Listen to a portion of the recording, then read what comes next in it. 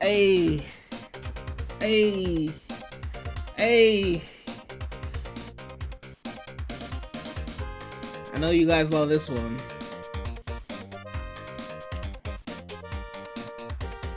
I know you guys love this one because you guys were happy when you heard they'll bring back those old levels. You were like, yep, this is exactly what we've been waiting for.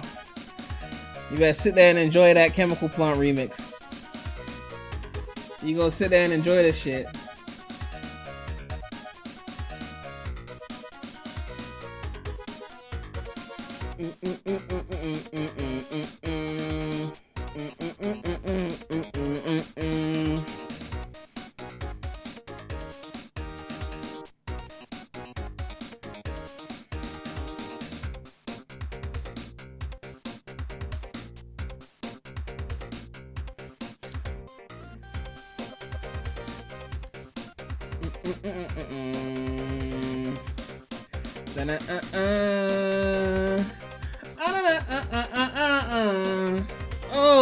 Oh.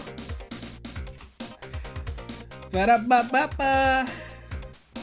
I'm loving it. Oh.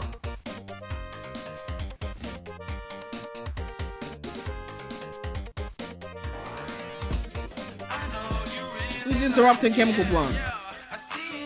Yo, Juicy Polar Bear, the £2 donation. Friend, I am the storm that is approaching. It sounds like a reference to something, but I don't get it. Anyway.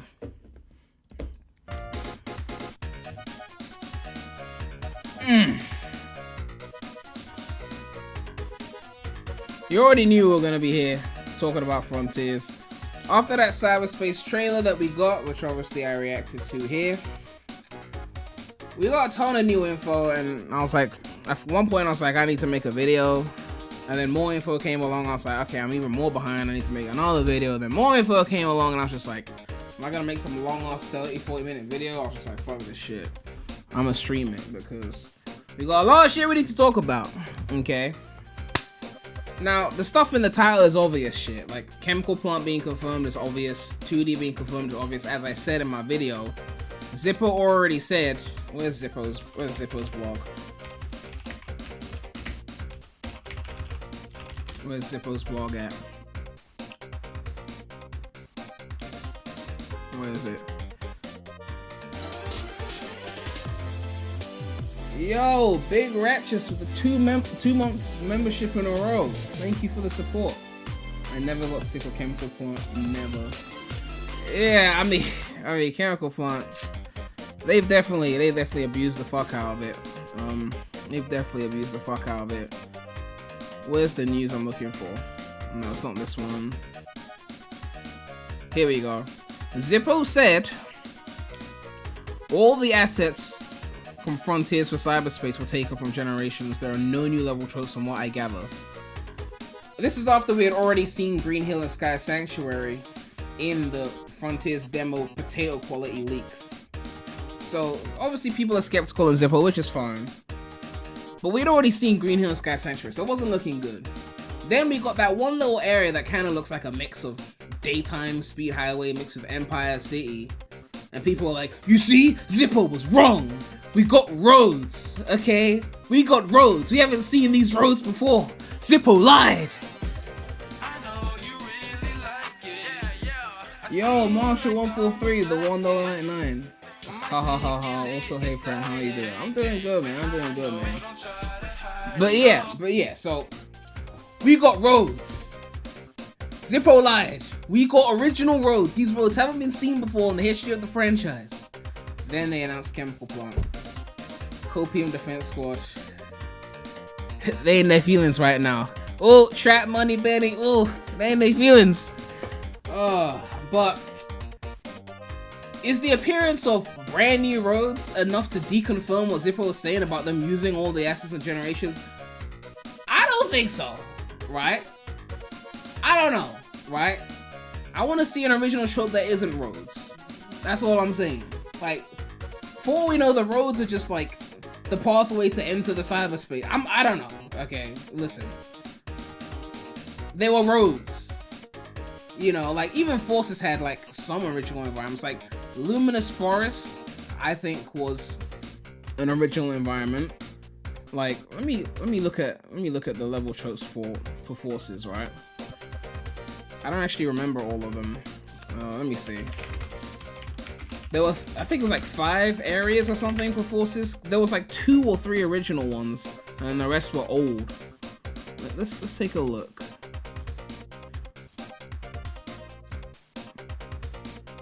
Okay. So okay, you had Green Hill, which is old, obviously. Death Egg, which is old. Chemical Plant, which is old. So the new ones were City and Mystic Jungle, and then Metropolis. Yeah, Metropolis.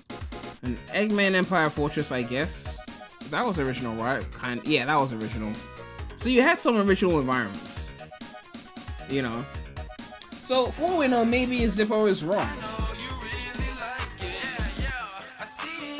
Yo, Marshall, the $2. Prem, the fucking clothing on Twitter is the most annoying shit I've ever seen in the community. I want to give 2017 to 2018 Prem a hug for all the bullshit he had to deal with. I swear, man, like, I had to deal with some shit on Twitter back in 2017. I'm surprised I didn't leave Twitter back then. The most annoying thing, though, was people saying that I was hating on Forces for money. Really? Like, they themselves should know by now that being positive only gets you more love. Why would I be negative for money? The Forces era, I didn't even make much money doing YouTube. I was in uni. I was doing it for fun because I like Sonic, right? But anyway, listen. This might be an unpopular opinion, but in terms of Forces, I actually liked the original environments. I think they were pretty decent. Like, Luminous Forest, visually, was a beautiful level. I mean, I don't like the Lost World trees, but I think visually, there was a nice creative environment. I just would have wanted, you know, better control, better level design, longer levels, all that shit. But like, the base of the environment, I thought was cool, right? Sunset Heights, beautiful level. Sunset Heights is probably the best level aesthetically. Like when we first saw that Sunset Heights gameplay reveal, right? If that was how the game started, like, because that's how we thought the game started. Oh, it's the first level, the levels will get better in terms of design later. That's what we all thought, and then it started off with Green Hill, which was fucking stupid. Green Hill shouldn't have been in the game. Imagine if you got like the Crisis cutscene or whatever, like Eggman's taking over the world, and then the game just begins and you just enter Sunset Heights, right? That would have been a beautiful start. Obviously remove the 2D sections and make a better level, but visually I had no problems with Sunset. It was a beautiful level. Let's just take a look. Right? Because like, I need people to understand that the premise wasn't bad. Like when I look at this, even to this day, this doesn't look bad. It's just that they sold us on false promises. Yo, Peter Parker donated $2 and said, how many times do we see Green Hill and Chemical Plant? Yeah, I mean, it's a bit ridiculous how lazy they've been with the rehashing. Like, you know, it's ridiculous. Look at Sunset Heights. This is still beautiful to me, visually. The level's not that great, but the start it looked solid. Anyway, as I said, Luminous Forest was a beautiful environment. Metropolitan Highway, I mean, it's basically just like a white Grand Metropolis. I still thought it looked visually nice. You know, on PC, this thing looks beautiful. Still basic as fuck from a level design automation standpoint, too short. But it was a beautiful environment. What else was there? Mortar Canyon. Visually, I mean, it's a bit aesthetically, but I wasn't mad at it. I'm gonna keep it real. In fact, someone made a beta Mortar Canyon stage mod, which was like harder. Apparently there was a harder original version. And I went and I like S-ranked it. I think I was going back and forth with someone to get better times. It was a fun stage. This was like a mod, so it was harder than the original level. Like I proper like grinded the level. I think we were going for like score records or whatever. But it's harder than the original one. So it was kind of fun for that reason. But in terms, my point that I'm trying to make here, and this also applies to Mania as well. sometimes I don't know why they don't trust their source when it comes to environments. Because like the original environments in Forces were good environments visually. The original environments in Mania were great visually. So why do they feel the need to keep using these old environments? Almost like if they don't remind people of these old environments, no one is going to buy. I don't know. Is it just sheer laziness, or is it a fear that they can't make original environments? I don't know what it is. I have zero idea, right? The original environments in Forces were visually fine. Yo, Marshall with the $2. It kind of bothers the shit out of me that people are fine with having old levels, period. Not only did it make me resent the old OG levels, but it's lazy as fuck. At least it will be fun. Fucking pathetic. Yeah, I mean, I've kind of calmed down a bit on the old levels thing, in the sense that at least, right, if you're gonna rehash something that hasn't been rehashed before, right? This is like The Last of Us. Like, every fucking generation is like bringing the shit back. Like, relax, okay? Like, the same ones from generations again. Like, if they took something from Rush, like, where's that mod, right? Remember, someone took Water Palace from Sonic Rush, aka the best water level in the Sonic franchise, period. Water Palace from Sonic Rush. If they took that, like, someone modded it into Generations and they made like a whole new stage, and it was like super beautiful. Like, if they do shit like that, it's like creative, you know? Or if it was like Sky Sanctuary open world version, then instead of cyberspace, then it's like, okay, at least we've never seen Sky Sanctuary open world. At least that's fresh, right? You know, we haven't seen Rooftop Run open world, or we haven't seen Seaside Hill open world. But like, another boost level? And we know, based on the people working on it, you're not gonna surpass Generations level design. It's like, what is even the point? Why do you keep bringing them back? You've proven with Mania, with Forces, that when you make original environments, they look nice. So why are there 5 green hills? Why are there so many chemical plants in Forces? There's no excuse. There's no excuse. So anyway, we need to actually go through the news before we run out. Tails channel has posted a ton of shit, man. A ton of shit. We have to like go from start to finish. There's like, oh my god, there's like shit everywhere. There's shit everywhere, man. It's like a fucking toilet, like. Yo, Lakurus donates $5 and says, oh my god, no way, premydaremy is about to talk about the hit game Sonic Goes to Green Hill for the 100, I can't even say that number, time and Knuckles. I'm so lazy, I can't even read the number, I'm so sorry. But, yeah. I think, I said this before, but Green Hill has been rehashed, but Green Hill and Chemical Plant have been rehashed together so many times that now when I play Sonic 1 and I finish Green Hill, for a few seconds I'm expecting to go into Chemical Plant. And when I see marbles, I'm like, oh right, Chemical Plant doesn't come right after Green Hill. But because they keep doing it in so many games, it's like, okay, it's Green Hill, then it's Chemical Plant. You know, I'm like, no, it's time for marbles on. What are you talking about? But yeah, let's go to where all there's so much stuff here, man. So much stuff here that we gotta read through. You know, God, like this. Fuck's sake with the logging in, pissing me off. Hold on one sec. I'm gonna have to go to my other shit.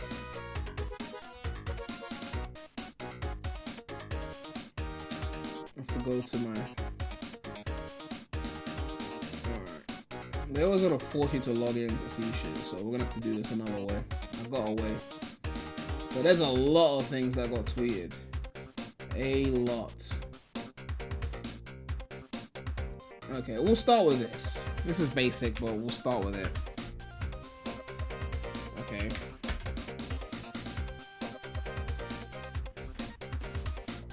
What do I think about Sage and Frontiers? We'll get to that, but I don't really have much to say about it, I'm not gonna lie. This is the promotional art we saw from the Direct Mini.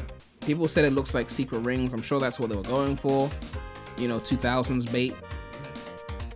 Graphically, the game looks nice. I'm guessing that's in-game. You know, can't hate on that. Just a basic thing. We're gonna go through these Tail Channels tweets one by one. Some of them are things you've already seen before, but you know, we're just gonna skim through anyway.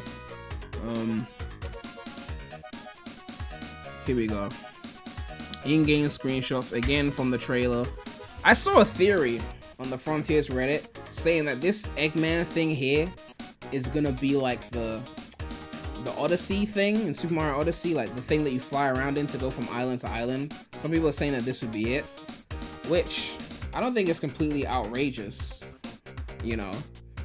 But I guess it's kind of weird that Sonic would be using Eggman's thing to traverse the world. Like maybe he stole it from Eggman, or maybe him and Eggman are working together. Maybe, I don't know. It could be. It looks like a traversal thing, right? It's got the stairs and all that, you know, so it's possible. And then, yeah, just another shot of the combat, and then we see that. And then obviously the cyberspace screenshots, and this texture, my god, the Switch version. This texture, man, oh my god. They put in work, man, they put in work.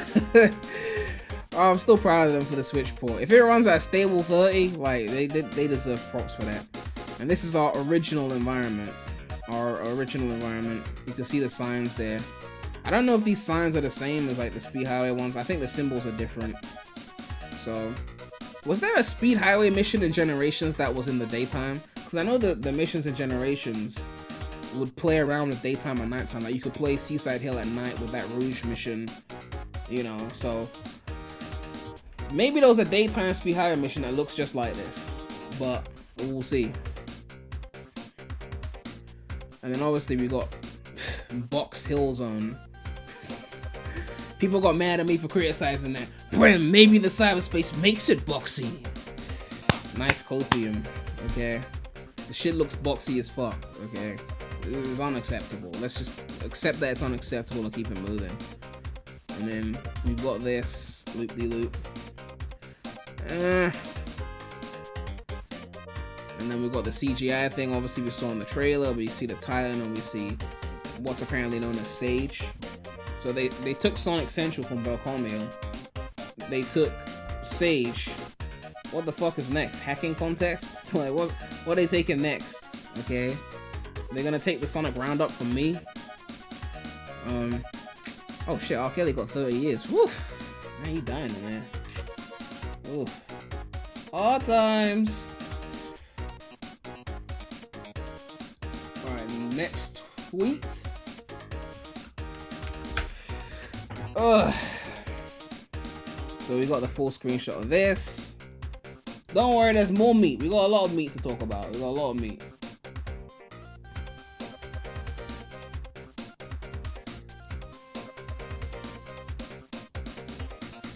We got a lot of meat to talk about. Let's look at this one. So there were 2 new screenshots.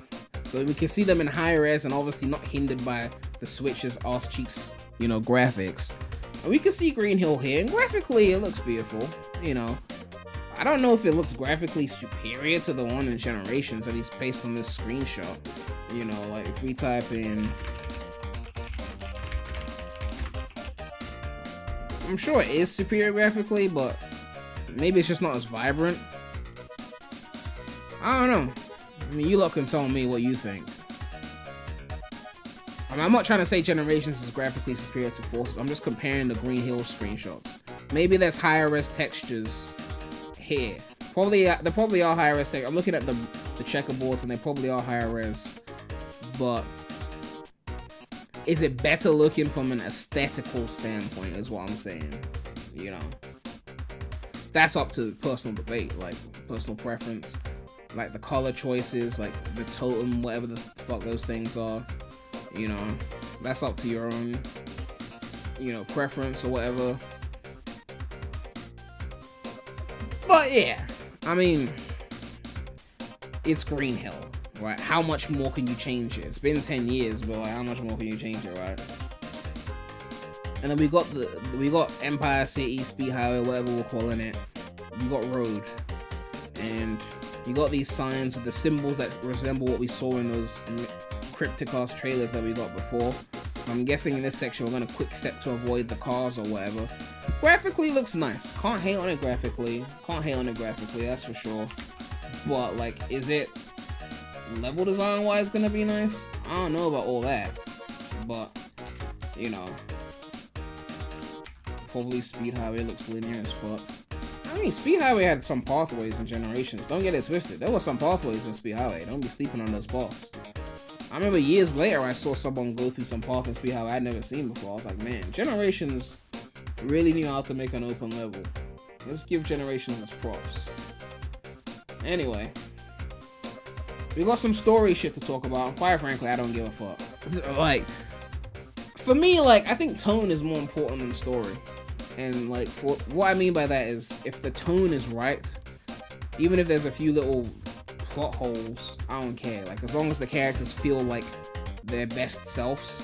Like, if Sonic feels like peak Sonic, if Tails feels like peak Tails, if Knuckles feels like peak Knuckles, also if they're voiced well, if the dialogue is well written, that's what concerns me. Like 06's story, I could watch 06 cutscenes any day. I actually like looking at those cutscenes because I feel like the characters were well represented, personality wise. Were there plot holes in 06's story? For sure. But I like watching it because I like the characters and the way they interacted. So like the specific story shit is not really as concerning to me. I mean, some people play Sonic games for story more than gameplay. That's never been me at all. Always gameplay first. But, you know. It says here, Sonic's new journey begins with when him and his friends Amy and Tails head to the Starfall Islands in search of Chaos Emeralds. As they approach the islands, sudden trouble hits their plane and they are sucked into a dimensional portal. Dimensional portal? We're gonna see that Sonic from the other dimension? Just like Forces? I mean, if Frontiers wants to be better than Forces, it can't be having classic Sonic. It just can't. Sonic then finds himself separated from his friends and awakens in a strange digital world called cyberspace. So it's 2 words then, I guess. Not 1 word. You know, unlike the Hydrosity debate, I guess they're nipping this one in the bud. He miraculously escapes cyberspace and arrives on Kronos Island. So that's the first island. One of the Starfall Islands, full of ancient ruins where strange enemies roam. It is then up to Sonic to explore the Starfall Islands, find his lost friends, and uncover the mysteries around him. Alright, so basic story. But let's keep going. We got more tweets. Let me change the song right now because it's starting to get on my nerves. I'm not gonna lie. It's starting to get on my nerves a little bit. Since we're in that Forces state right now, let's play something from Forces.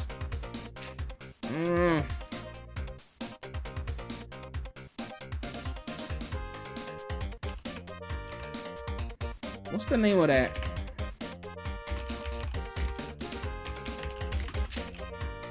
There's a song I'm looking for. It was like a boss song. Not that one. I can't remember the name of it. It was the final boss, like the classic Sonic final boss section. It was a fire song there that honestly I should have sampled it, but I didn't. But yeah, I can't remember the name of it. I think it's Eggman Empire Fortress, but I can't remember the exact name of it. So it's definitely not that. Yeah, it was the Death Egg robot, I think, but the first phase. Let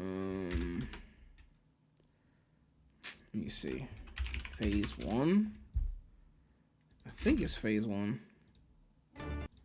Yes, this shit. This shit was fire. I should have flipped this. I didn't flip it, but I should have flipped it.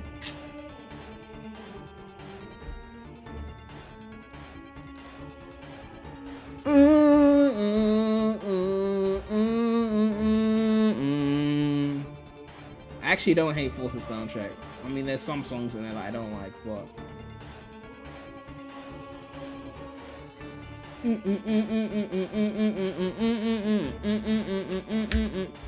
I know people don't like it, but well, tough. You guys were defending this game 5 years ago before it came out. You gonna listen. Anyway, we got official descriptions for Sonic and Sage, which, again, it's not really gonna change my opinion on the game much. So our Lord and Savior, the Sonic, the world's fastest supersonic hedgehog, Sonic's adventure, baiting us again, begins on the Starfall Islands in pursuit of the Chaos Emeralds and his lost friends. He's also guided by a strange voice along the way. And then Sage, so is Sage, I mean, is that the strange voice then? A mysterious girl that appears across the Starfall Islands. Throughout the story, she cautions Sonic to leave the Starfall Islands despite his mission to find and save his friends. So his friends are stranded on the island or whatever, and Sage is telling him to get the fuck out. So I don't know why they picked the name Sage. Does it mean something? I don't know. But it's called Sage. They must have took it from the fan thing. Come on. Sage, like, of all the names, come on, they took that shit from the fan thing. Why does Sage have a Nike logo on her forehead? Oh, sorry, Nike. That's the official pronunciation. I mean, if you say that, you're gonna get them sued, okay? They already got to deal with Michael Jackson's estate. Don't put Nike on their backs.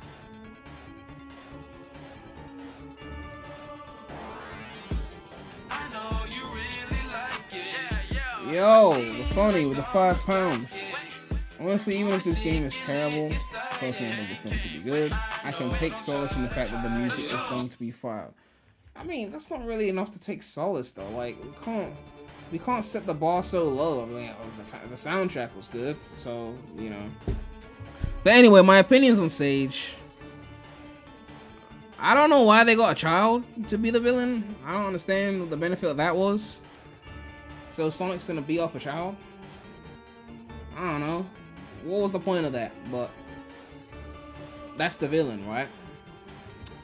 I don't know what else to say. It's a villain. I don't really care until I hear voice and see like the full story in its entirety. I can't really say much on that. I'm not that fussed. Again, I'm a gameplay person, right? This is just whatever to me. It's not bad or anything like that. It's just like, okay, it's Sage. Cool. Speaking of which, when is Sage 2022? What date is that? Is it already passed? This isn't even the Sonic one. I'll have to check that later. Anyway, we got Frontiers details about Kronos Island and cyberspace. Man, I hate it as 2 words, man. 1 word looks better. Anyway, the first island Sonic explores is Kronos Island. Its terrain and climate see frequent rain, large waterfalls, lush forests, mountains, and floating towers in the air. The ruins scattered around the island appear to be the homes of ancient inhabitants, the Coco. So these are the fake Chower, basically, that we've seen before, that were lurking around the footage. And we saw the weather changes from before, because that was in the 60 FPS gameplay that we got earlier this month. I can't believe we got all of that this month. It's been a long month, but yeah. We got here entrances to cyberspace made by the ancient civilization of Starfall Islands can be found all throughout the map. Sonic fans will solve puzzles and complete challenges to earn portal gears to unlock these entrances. To access cyberspace levels featuring the traditional fast-paced speed-running action platforming, they'll need to complete the challenges in each cyberspace level to receive vault keys to progress further in the game. So basically, for each cyberspace level, there's going to be multiple challenges alongside it. So think like SA2, you got like a level, then you got like the additional missions. You know, usually have like, was it 5 in SA2? I'm guessing it's something like that, and each one will give you keys. So you're going to grind the same level over and over again, but this time with a different mission or something like that. So I guess if the level is fun, it doesn't matter, but they said they were going to be bite-sized, so who knows at that point.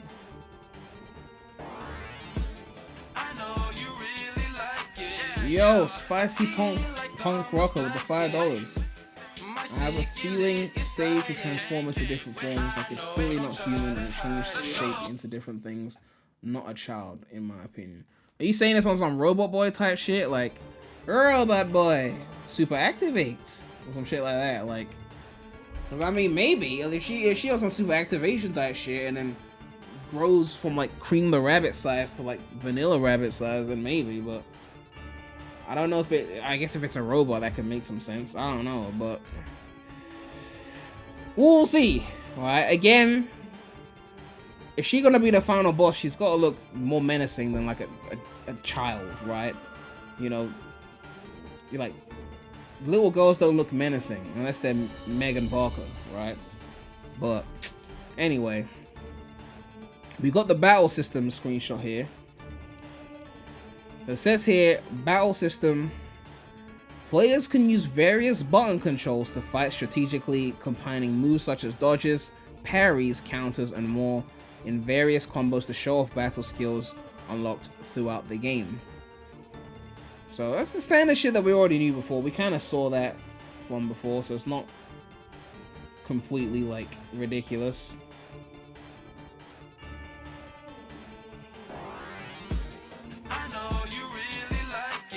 Yo, Neandre, the £1.79. Imagine Final Rush, but they'll ruin that with 2D.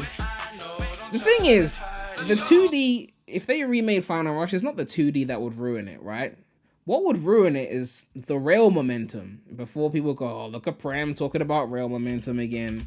Like, let's just take a look at Final Rush again, because Final Rush was built on rail momentum. If you take that away, it's not the same level. It was a final level. The whole point of it was that you were manipulating those rails. If you put this in Forces right now as a mod or Frontiers, when the rails kind of just automate and play themselves, this whole thing would be a basic automated level. All the rails are just, there'll be no balancing, rail switching will be easy, no momentum building. The whole of Final Rush would just be a breeze without the rail movement. It was designed around that, and this is why, like, Bazooka said he would change things in Adventure Remix. I feel like this whole level will be ruined simply because of that. Without the balancing, without the crouching, without all the additional shit, this whole level will just not be fun. So, yeah. This jumping at the end here, I guarantee you, if they did this in the Forces era, there would be a spring right here at the end of this rail, and that spring would perfectly land you on the platform. And then when you land here, you'd hit a dash panel that will take you straight into this section, which would give you enough speed to just get straight up there. The whole thing would be automated. Like, they would ruin Final Rush so bad. If they ever remake Adventure 2 with their automated philosophies, dashing like a maniac philosophies, the whole shit would be automated. It would be ruined. This level would be butchered the most. You know? Even the simple, like, doing the jump dash to get enough momentum to make it up. All of that. Like, things like this, gone. Gone. The whole shit would just play itself. Even here, like, you're going up this rail. You gotta have that speed to get up there. All gone. Do you actually believe in Jesus as our Lord and Savior, or do you actually think Sonic is our Lord and Savior? Sonic is our Lord and Savior, okay? I'm a Sonicist. That's the only thing I worship, alright?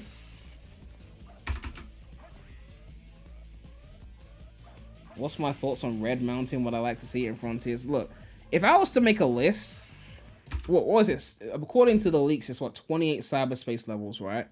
Let's put on some chill music. Chill. Okay. What am I thinking of?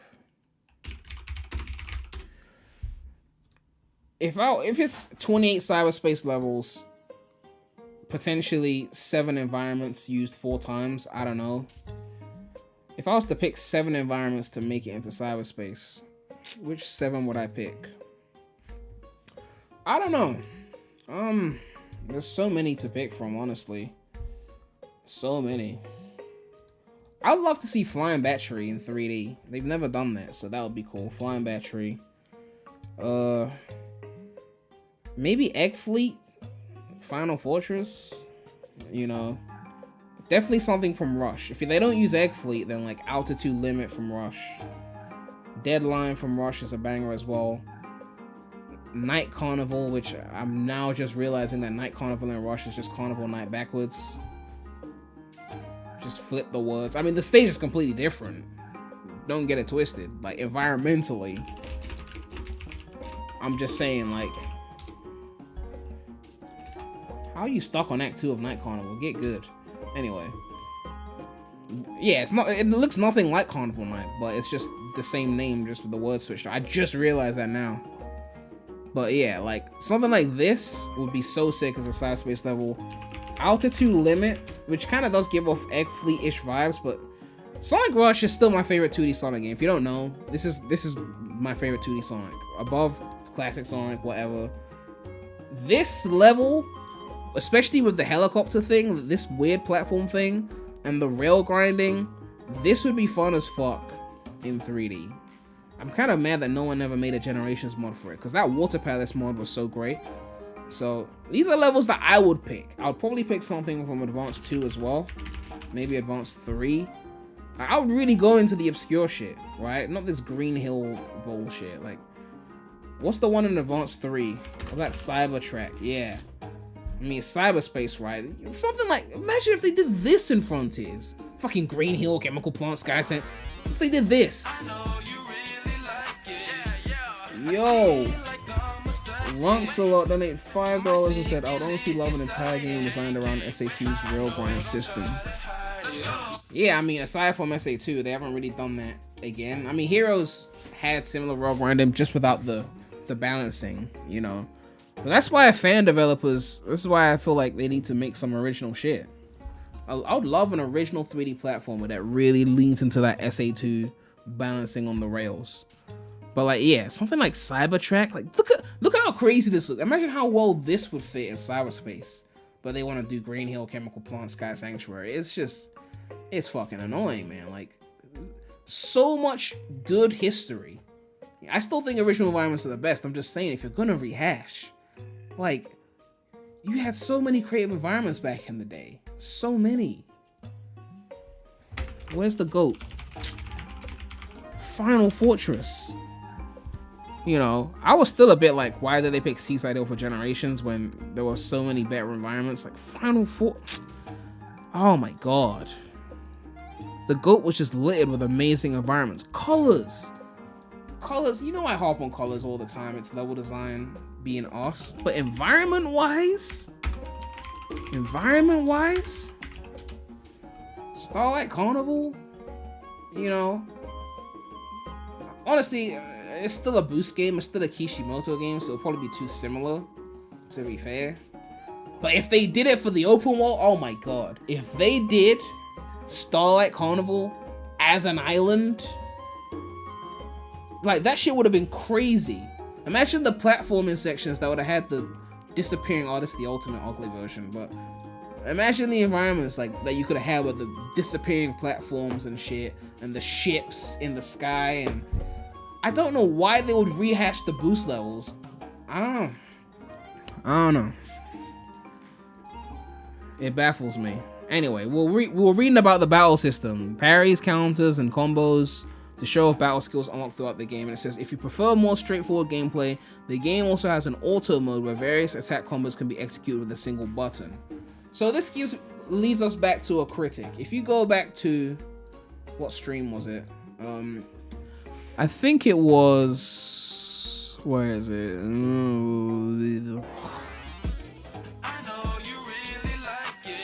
Yo, Marshall, the $2 said, I adore the classics, the adventure games, Riders Unleashed, the comics, and movies.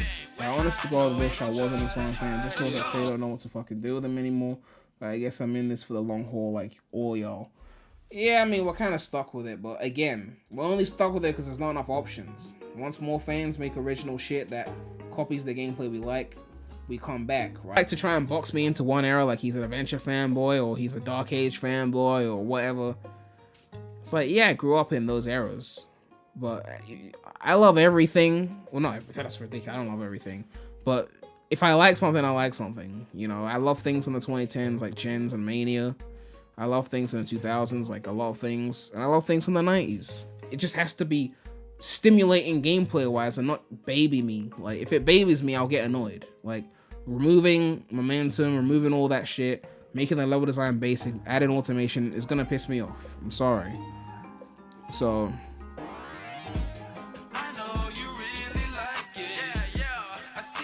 yo, YKTS Red Hood with $2. Did Unleashed have momentum? Unleashed greater than Frontiers. I mean, Unleashed isn't greater than Frontiers because it had real momentum, right? Like, it did have real momentum, that's true. It's not something you notice a lot, but you do notice it. Like, some people said you don't notice it at all, and it's not true. It's actually, like, not true. Like, you do know it's more subtle in a boost game because you can always hold the boost button, that's true. But if you pay attention, when you're going up rails, you will go slightly slower than when you're going down with rails. Like, it's slight shit, but you do speed up. Like, it's slight, but the momentum shows even with the boost. You go downhill, you speed up. You go uphill, you go a little bit slower. You go downhill, you pick up speed. It's there. Even with the boost. It's not as obvious as without the boost, but the momentum is integrated into the rail movement. Man, I really want to play Unleashed at 60 FPS. I don't have a Series S or whatever, but I do want to play that. Anyway, what was I going to talk about? There was a stream I did. Here we go. It was this stream. I believe it was this stream. There was a ton of, like, reviews and stuff based on the gameplay. And someone said that they got annoyed, and I was like, a critic said they got annoyed because the combat was basic. They said that they just pressed one button and it did everything, which kind of pissed me off because it sounded automated as fuck. But now with this battle system thing here, it says there's an auto mode where things are executed with a single button. So I'm guessing this critic who played the demo that we talked about weeks ago was obviously on this auto mode and got annoyed that they were on auto mode.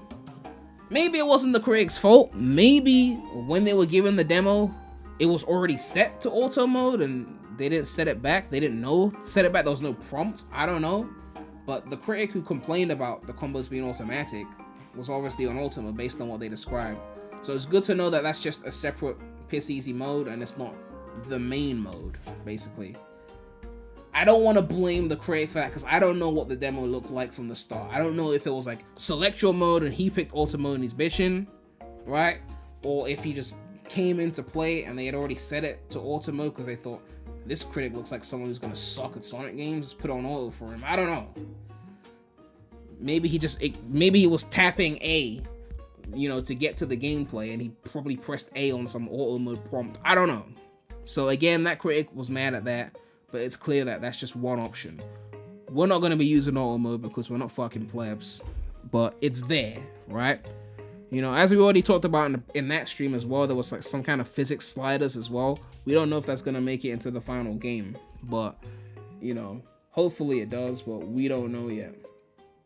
Anyway, we got more shit to talk about, so we're going to get into that.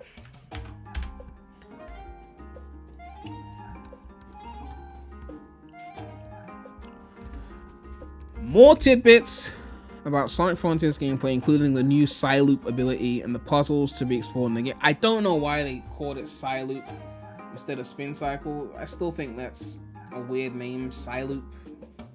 Spin Cycle sounded cooler in my opinion. But they picked that name. I'm probably still just gonna call it the Spin Cycle. I'm sorry. Like, when they changed runners... Yo, Mike, for $5.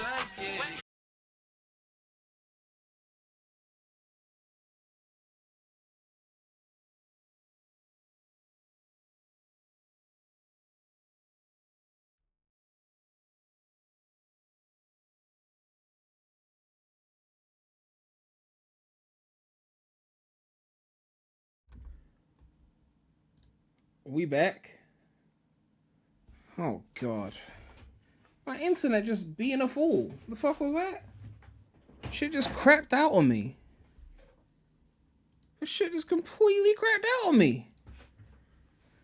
My god.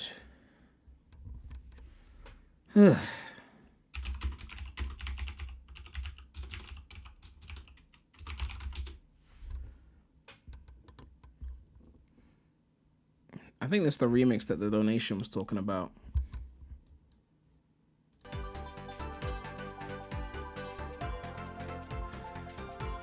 Ugh. Yeah, my shit crapped out, man.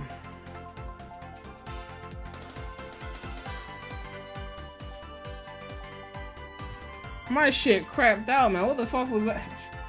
No matter how good internet you pay for, no matter how fast the internet you pay for is, sometimes it's just gonna crap out, right? Sometimes it's just gonna go.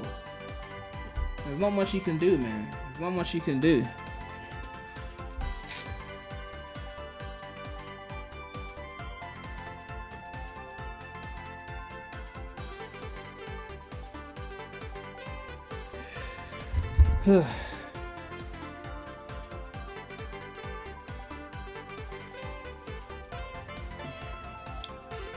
Anyway, what were we talking about? See, I lost my train of thought. What was I talking about before the shit cut out? IGN premiere is up.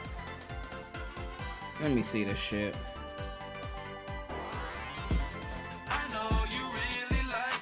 Yo, my anime is for the $2. Let's go my remix. Oh yeah, you were the one that requested it, right? I don't know if you saw me read your donation because maybe my internet crapped out as I was reading it, but I did see it. Someone's saying that the IGN premiere is up.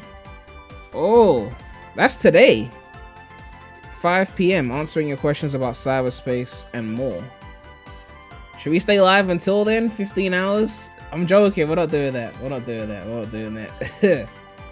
We're not doing that. But let's see.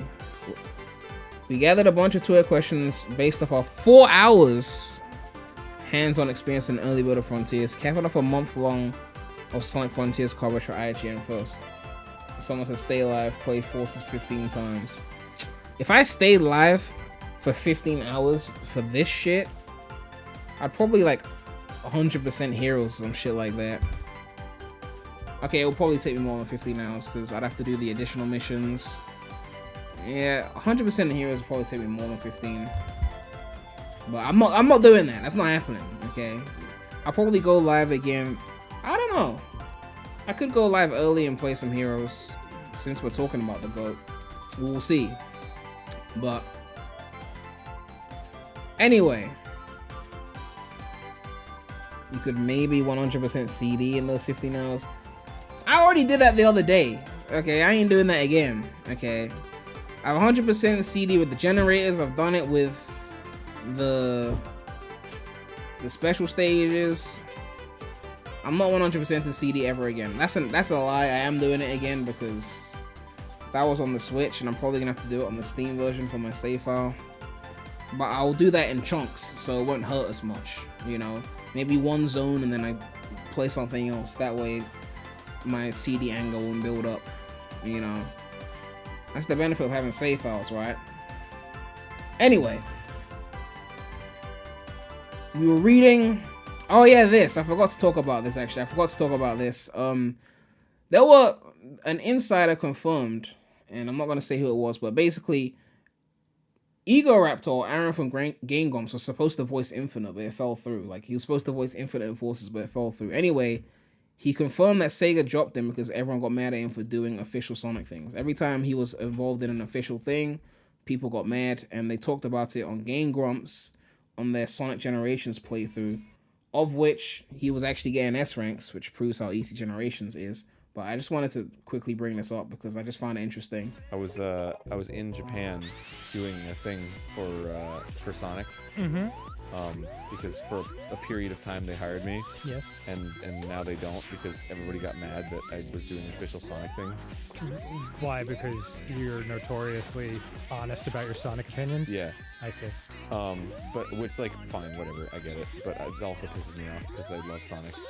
Anyway, your relationship status is definitely, it's complicated. So if any of you at home are wondering if your voice makes a difference, it does. Yeah. And it ruined my life. Whenever they would post something with me in it, and all the comments on Twitter were like, "What the fuck? Aaron hates Sonic. Fuck you, Sega." They saw them. Anyway, yeah, he was upset about that. I went and I met with Jun Sonoe. Anyway, yeah, he was upset about that. I remember Gamer Guy showed me this and said they'll do the same thing to me. They'll say I hate Sonic. I'm like, You better not do that shit. You better not do that shit. I'll wipe the floor with most of you lot. Most of you lot. Don't even go there. The difference between me and Aaron is that, like, Sonic fans be hating on Sonic as well. So you could argue that, well, if Aaron is hating on Sonic, that doesn't mean he's not a Sonic fan. But I think the difference between an Aaron or versus like a me is that we hate out of love, right? I feel like if you criticize Sonic, but you're a Sonic fan, you gotta have something that you ride for, right? You gotta have at least one Sonic game or maybe multiple that you ride for. Like, you might suck at some Sonic games, but there's gotta be those that you, when you play them, like, you slay. And I've got that shit, okay? I slay Heroes, I slay Rush, you know, I slay SA2 minus Treasure Hunting, I suck at Treasure Hunting.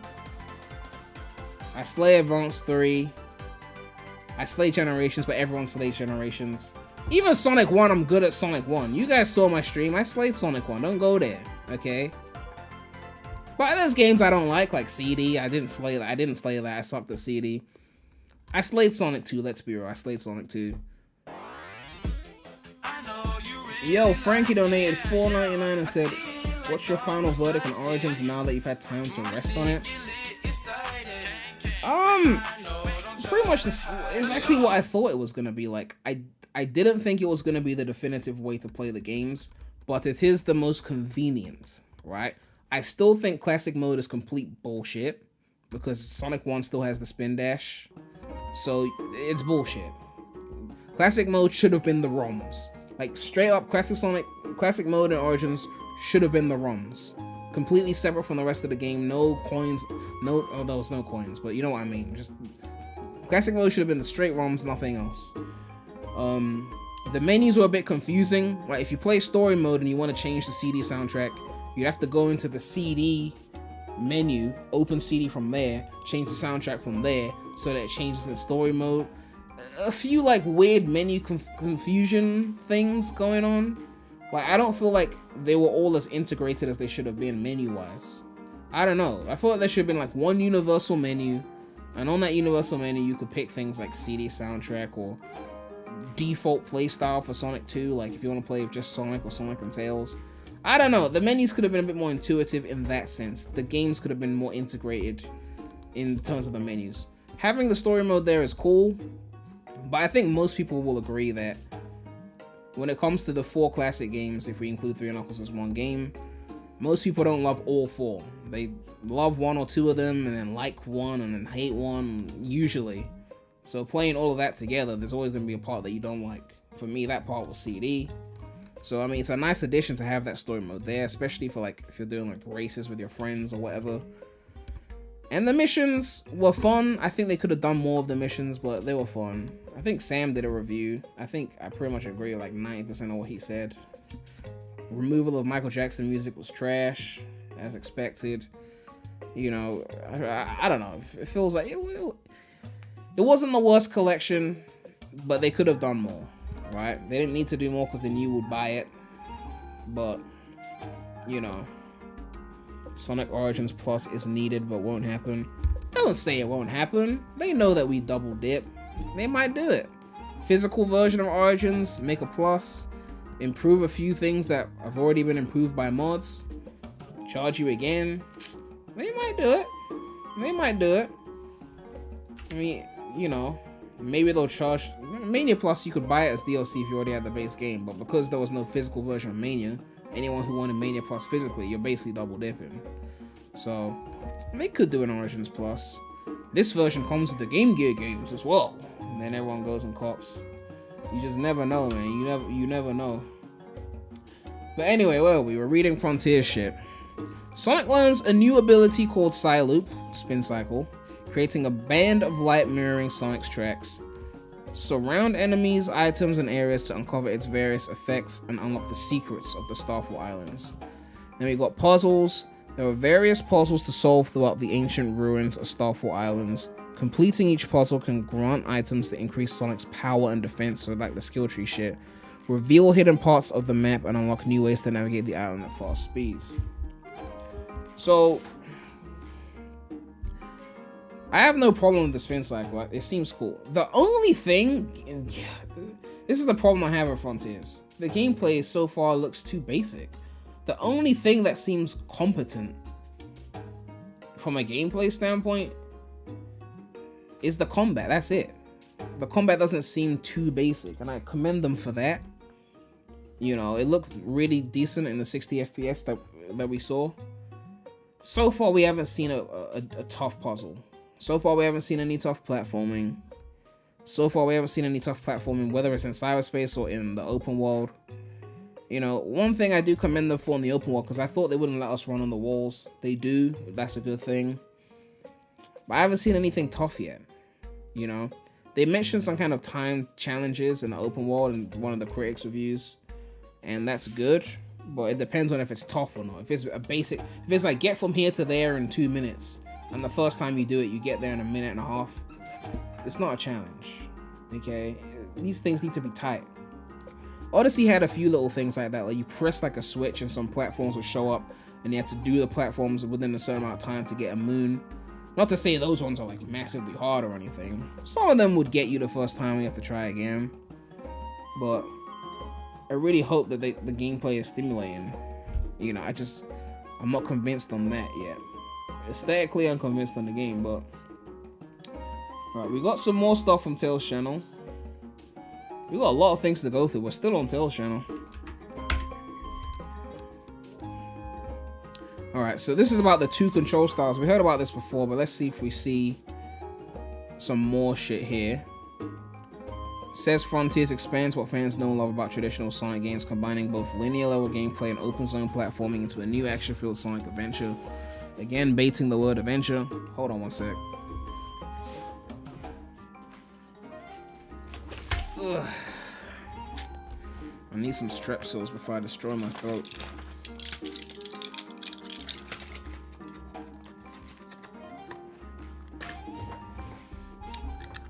Anyway, Sonic Frontiers gameplay style. When you first start the game, you can choose between 2 player control styles, action style and higher speed style. Action style helps with more accurate platforming, great for players new to Sonic games. High speed style offers more speed, great for players used to Sonic titles. Maybe that critic who was complaining about the auto combat mode, maybe when you select the action style, they just put you on auto combat by default, who knows.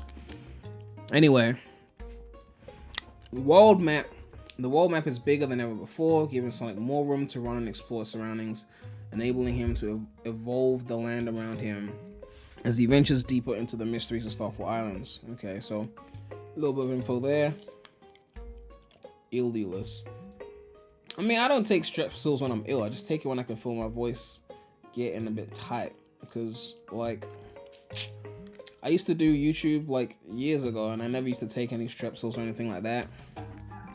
I lost my voice so many times while doing YouTube back in the day. I had to take strepsils to prevent my voice from being lost. Okay. We got another thread here.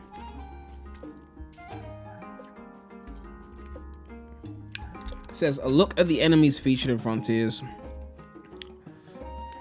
So we got Soldier. This enemy spawns in groups and attacks in jabbing motions. Jabbing motions with both hands. Alright. That looks different from the ninja thing we saw before. We got Cyclone, a floating enemy causing damage with attacks that appear as electric tornadoes. Then we got Banger, which is the one where we saw Sonic do that animation thing. Is 2D confirmed? Yes, it's confirmed. We're gonna get to that, don't worry. Banger, a wheel-like enemy that rushes towards Sonic once he's detected and attacks at high speeds if provoked. Shell, an enemy protected by a hard shell that attacks at distance with a boomerang type move. So this is basically like the Turtle robots in Heroes.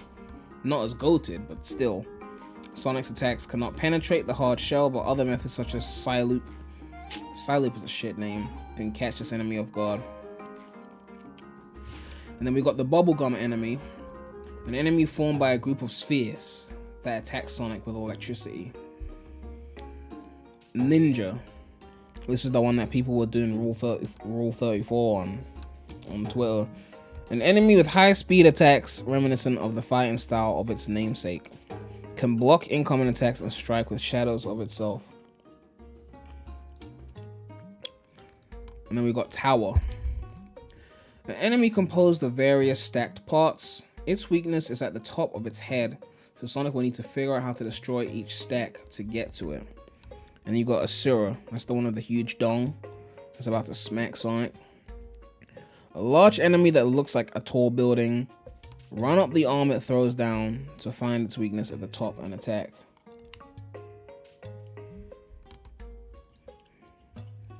So yeah, enemies look alright. You know, I think it's a good blend of not too colorful that it fits, that it seems out of place, and not too boring. You know, nothing too negative to say about that.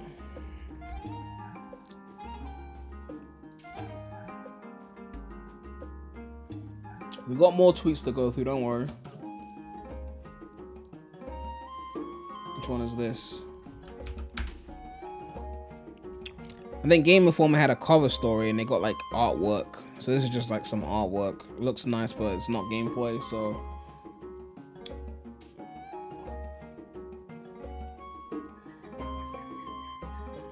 Let's see what else we got.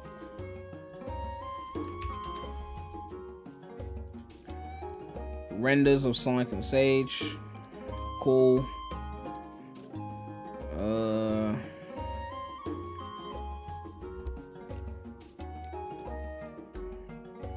I think these are some of the screenshots we saw. Sonic going through the hoop.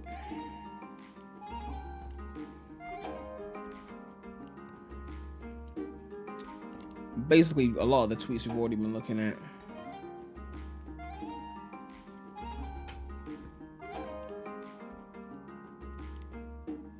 And then they talk about demo impressions as well. But I think I'm just going to read from the original sources for those, so I'm not going to look at the Tales channel tweets on that. And then we got higher quality versions of Sonic and Sage. So yeah, Sonic looks generic here, but what else is new? And then you got the AI girl. So are we gonna see Infinite or not? Like the way Infinite's story just ended was a bit abrupt in Forces. I don't know.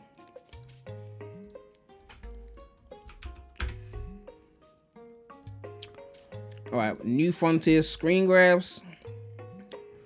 So yeah, you got like, I don't know. Personally, I don't like the blockiness of the platforms here. Like you're in this like Sky Sanctuary looking area somewhat. I don't want to say Sky Sanctuary, but like you're in the open world, right? I feel like they could have had more rounded platforms. This is a nitpick, admittedly. But speaking of nitpicks, the rings, I wish they looked more real. Like in terms of like, if you're going for that photorealistic look, the rings look a bit, I don't know, like you want them to look like fucking gold, like a real gold ring. But these are nitpicks. You got another shot of this place that we've seen before. And you got this area, which looks pretty nice. And then doing the side loop around the ninja enemy.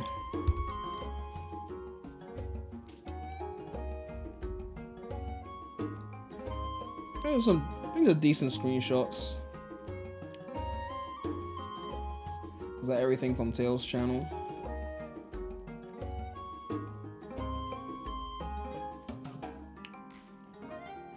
Okay, these are from Game Informer. We can look at them here. We might as well look at them here. But we will check out the Game Informer article. So you can see Sonic in the middle of some combat here. He's like peering over. Another one here with the tower enemy. Visually, the game looks beautiful. I can't fault the. Okay, we've got seemingly new images. So again, the rainbow-looking ring and then the regular hoops. Nice-looking screenshots. I can't fault them.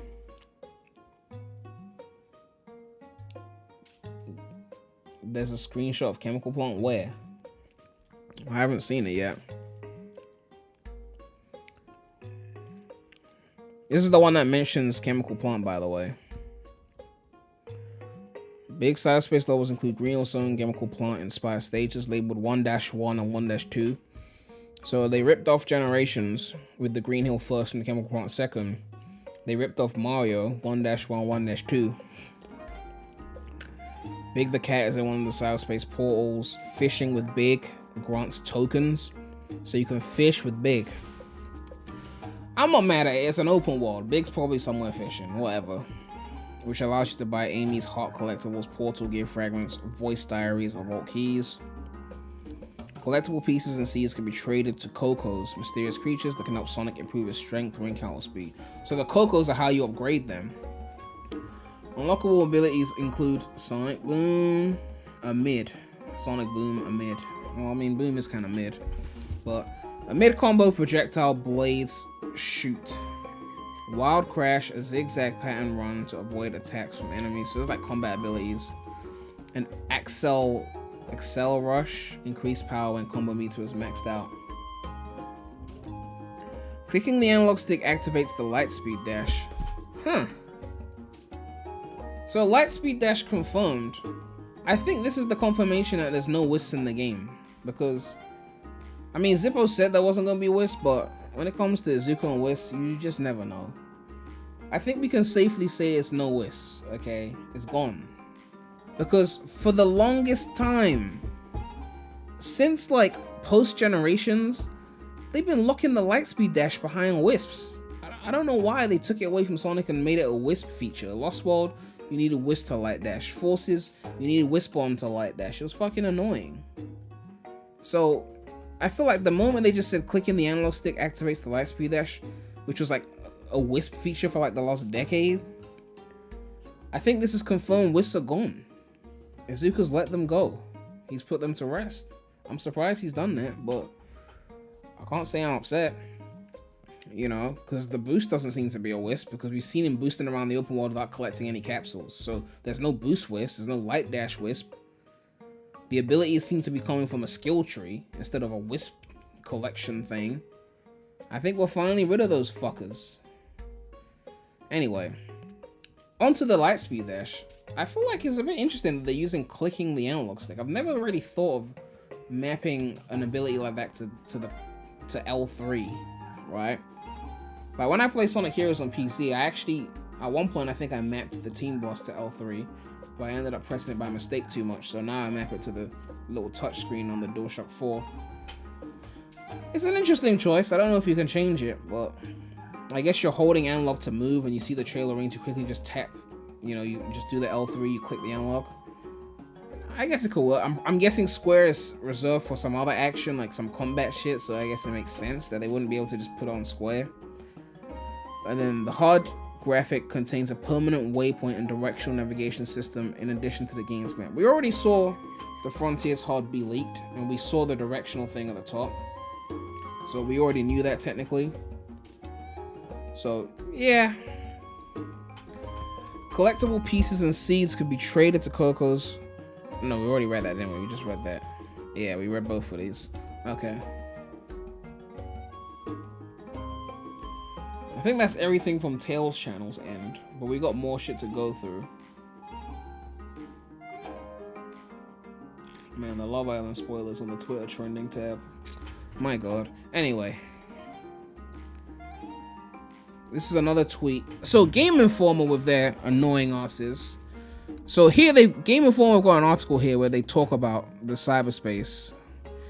We're gonna get into that. But then they also had some cover story. But then apparently you gotta pay for it or something. So you gotta like purchase it, and I don't know how much it costs. But people obviously took the information and just leaked it on Twitter anyway. I wonder how much it costed. Let me see. GameStop. Okay, this is long. Anyway. I think, where's the tweet? This is the tweet that goes through that shit that you have to purchase. But first we're gonna read their article, and then we'll go and check that out afterwards. So it says here, Sonic Frontiers Cyberspace Dimension features traditional platforming stages. So we're gonna read through this quickly. I'm gonna zoom in a bit.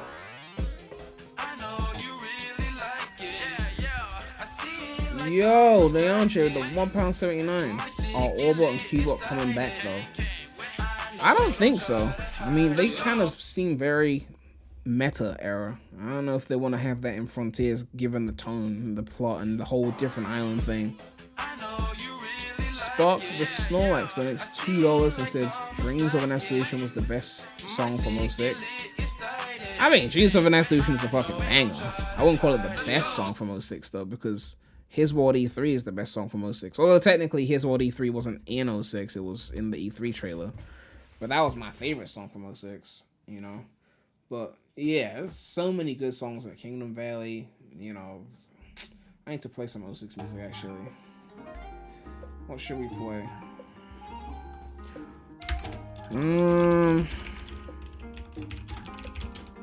Let's try White Acropolis, the first song. No, what's the song I'm looking for?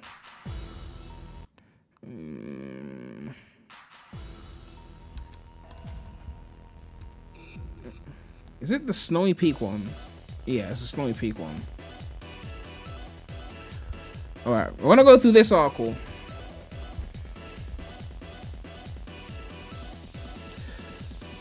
Sonic Frontiers open zone format has been the centerpiece of discussion, and for a good reason. Dropping Sonic in an open environment gives fans a new big arena to run around. However, traditionalists may be happy to learn that Frontiers includes standard linear platforming stages hidden in unlockable areas called cyberspace.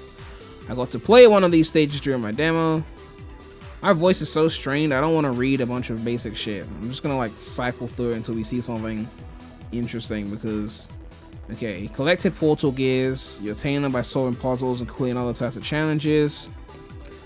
Presenting them at the landmarks resembling a throne establishes a connection to the cyberspace, a digital dimension.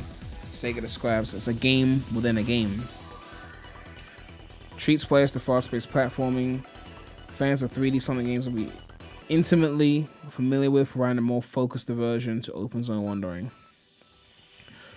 The futuristic stage I visited featured the same platforming trappings fans have come to expect. Come on, Game Informer, you could do better than this.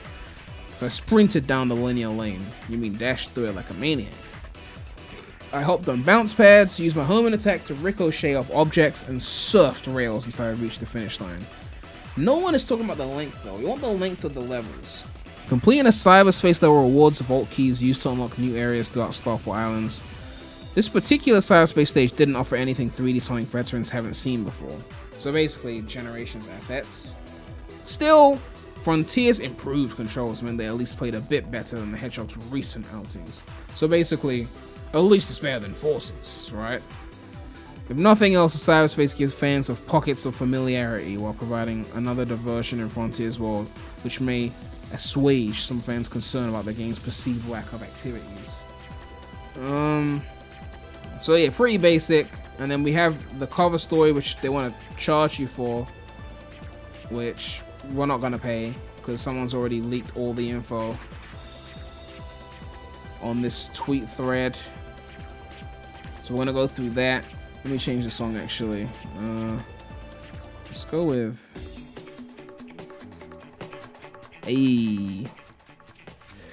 Alright. Lots of new Sonic Frontiers tidbits from Game Informer's new issue. Game starts with the Eggman searching for an AI on the Starfall Islands, but ends up getting trapped in cyberspace himself. So does that mean Eggman won't be the villain then? We're gonna save Eggman or some shit like that. The cyberspace level acts as a tutorial before getting into the island itself. So my guess is either that road looking place is the tutorial, but most likely it's probably Green Hill. Most likely Green Hill is the tutorial level, which I still think even Green Hill still sucks as a tutorial. We don't need Green Hill to be a tutorial. Like, give us something original. It's not that hard. But anyway.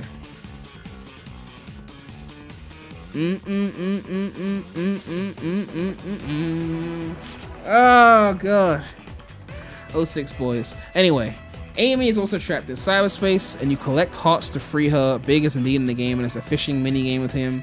Big's fishing minigame gives Sonic tokens, which you can trade for portal gear fragments, diaries, vault keys, and other collectibles. Alright. Turn on the volume a little bit. The Kuko are literally just Koroks from Breath of the Wild, right down to their seeds being collectibles. Okay, yeah, Breath of the Wild. Special Kuko can be collected, found to boost Sonic stats like speed and ring count. So there's like a max ring count, I believe. These Kuko can also act as fast travel spots. Cyberspace levels are labeled like older games 1-1, 1-2. Each share aesthetics from older games. So you lot on the copium saying Zippo was wrong because there was a road that didn't look like it was straight for generations, even though it kind of did. Relax. They said they share aesthetics from older games. Okay. Some of Sonic's new combat abilities are named Sonic Boom, Mid Combo Projectile, Wild Crash, and Excel Rush. Power up when combo meters filled. Light Speed Dash is activated by clicking the analog stick. Part of the HUD is a tracking bar, so you won't have to constantly open up the map. So there's a separate map, but there's no mini map. It's like a tracking bar. Okay, fine. The giant boss we saw in the last Sonic Central was simply called the Flyer. I mean, I guess it flies, so it makes sense, right? These are probably the most notable things in the Game Informer article. I would have structured it better if I weren't just using my phone. Okay. So, yeah, pretty much Tales Channel kind of covered that as well. And we've seen the 2 screenshots here. And then we got this from Reset Error. I think we're almost done. We got these critic opinions here. And yeah, I think we're almost done unless we got more information. We read the chemical plant thing, right, from Tales Channel. We did talk about that, right?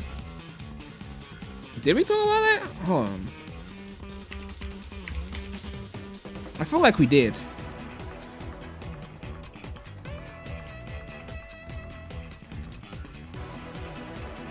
I feel like we did talk about the chemical plant thing.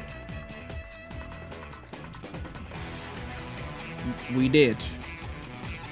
Yeah, because there was a place where they confirmed 2D and chemical plant. There was a tweet about that. But I can't remember if I actually talked about it. Okay, we did. Alright, cool. So 2D chemical plant confirmed. Yeah.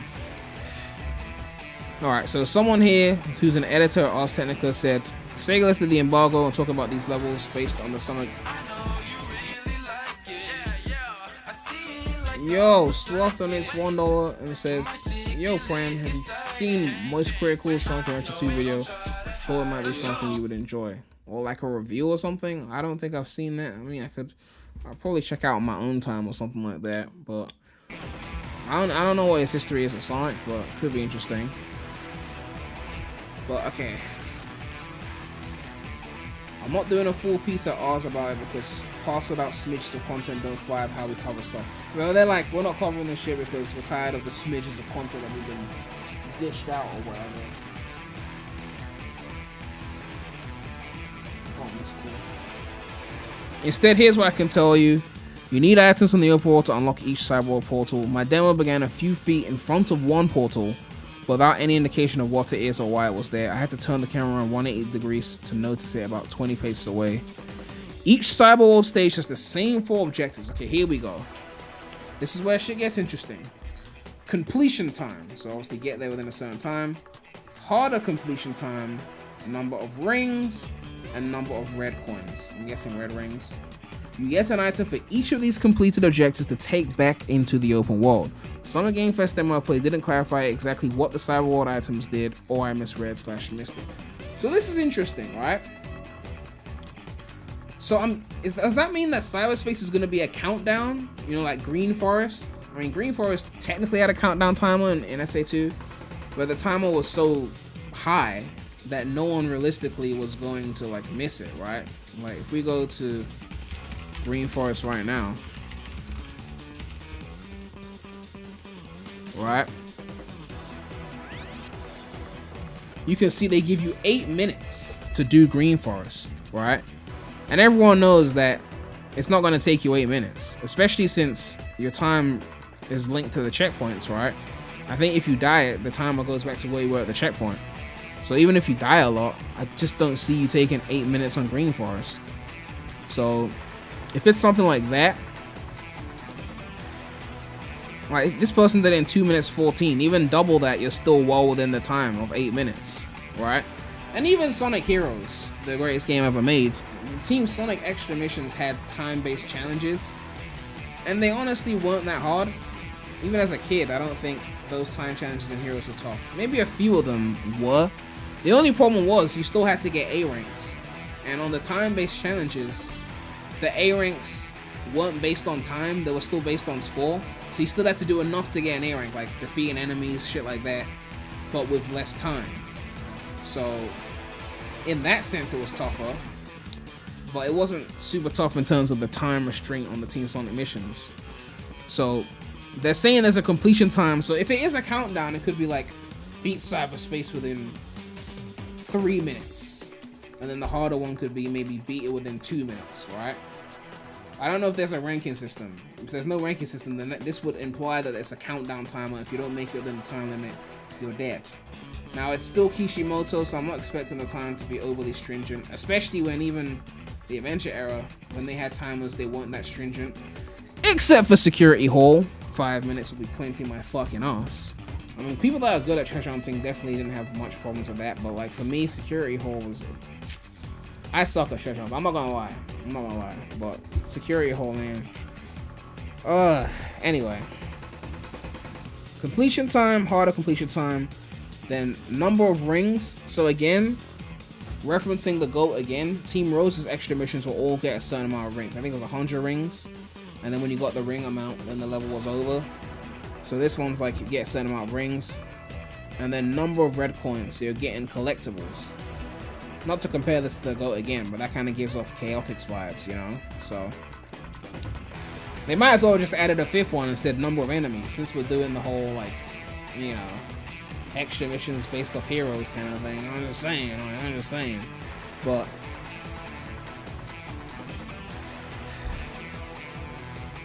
it means that basically every stage is going to be repeated 4 times to get all of those keys. So, like, I don't know how they're going to split them up amongst the islands. We heard that there was 28 cyberspace levels, which would imply with 4 islands that there's 7 stages per island. I'm hoping that means 7 main levels, and you do 4 of these missions per level. So that means you get 7 in each area, and you do 4 missions, right? That would be the good way, right? The bad way would be like, you know, just 2 areas and you do a bunch of missions over and over again, and that's it. So if it's 7 environments and then you got 4 missions, but then if all the environments, if all the assets are from Generations, then that means every island's gonna have the same Green Hill, Chemical Plant, Sky Sanctuary, Cyberspace levels, but with slightly different level design. I don't know.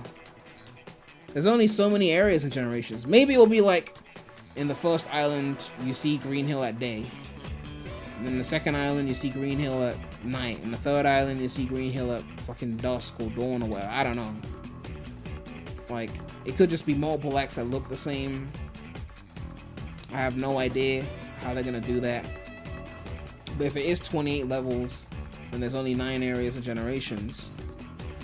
I mean, I guess there's technically more than 9 areas of Generations if you include the bosses, right? Because, like, Perfect Chaos is an area, technically, if they were to make that a cyberspace level, you know. I don't know if there's going to be cyberspace bosses. I'm guessing the bosses are just in the open world, but we don't know. But maybe Perfect Chaos's area could be a level. Maybe Death Egg could be an area because of the classic Sonic boss. Maybe they rip that, turn it into a level. Maybe the Time Eater boss area. I don't know. If they said it's all from Generations, then who knows at this point. Do I have a source for the 7 islands? I never said it was 7 islands. I said 4 islands. 4 islands. The leak suggested 28 cyberspace levels, which would suggest that it's 7 per island. Not 7 islands, 7 cyberspace levels per island.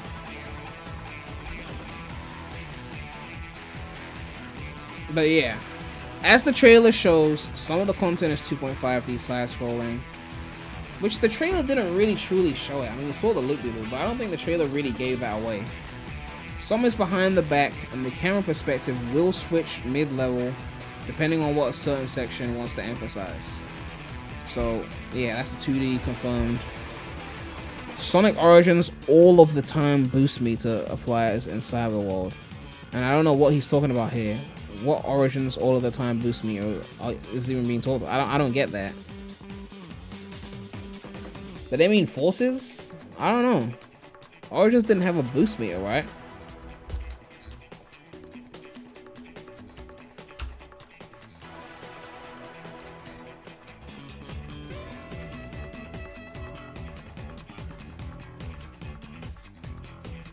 Okay, Frontiers all of the time boost meter. When they say all of the time, they just mean like it's always in the HUD, right? I'm guessing. I don't think it's an unlimited boost. I think there's a limit. Hold R2, and if you got enough stamina bar, okay, yes, stamina, you can ramp up your speed immediately. So I wonder how long the boost is, because in the gameplay that we saw, where there was no HUD, they would always stop boosting for a while. So it'll be interesting to see if it's a regenerating stamina, like the boost just regenerates on its own, or you need the rings or something like that. Because here it says the demo had a maxed out stamina for all gameplay. So they'll be curious to see how this is meted out, and whether any insane completion times will demand that players go into the open world booth with their abilities to stand on me and return to try again. I don't know what the limit is going to be on the boost. It'll be interesting to see. They're saying it was maxed out for the whole demo. They could have just been doing it because, I don't know, it was a demo. Have I ever played Sonic 2 HD? Yeah, I covered it on my channel, like, I think a few times. You can search that up. The balancing act of rooting for rings / red coins and high completion times felt good in the 3 levels I played. You said the balancing act. It makes it sound like you did it in one go. Like, let me see. They mentioned, where is it? There's 4 objectives. Is it like one of those levels where you can do all the objectives in one go? So like, if the completion time is like 3 minutes, and the harder one is 2 minutes, and the ring requirement is 100, and the red coin requirement is 5, could you just do that all at one go and then it's like you're done? Or do you have to do it separately, like in SA2 or Heroes, like do the first one, then go back in and do it again? Yo, Kai Tunes with a $10 donation. To be honest, I don't mind Green Hill being here as long as it fits in with the visual aspects of the game and adds some new layers. I couldn't care less. I'm not gonna let it ruin my overall experience. I mean, I mind Green Hill being there, but I wouldn't call the game bad because of Green Hill, right? Because I mean, Mania wasn't bad because of Green Hill, but I still do get bothered by them using it. Like, every first level doesn't need to be Green Hill. But yeah, in terms of these objectives, he's kind of insinuating that you can kind of do it together, because they talk about the balancing act of it. So if it's a balancing act, I don't know. Let me see. I really liked how they added spice to Origin. Why does he keep saying Origins? Open world for like, go to a linear classic level, then go back to hunt the open world for more shinies and challenges, then repeat. Yeah, I'm getting the vibe that you can do it in one go.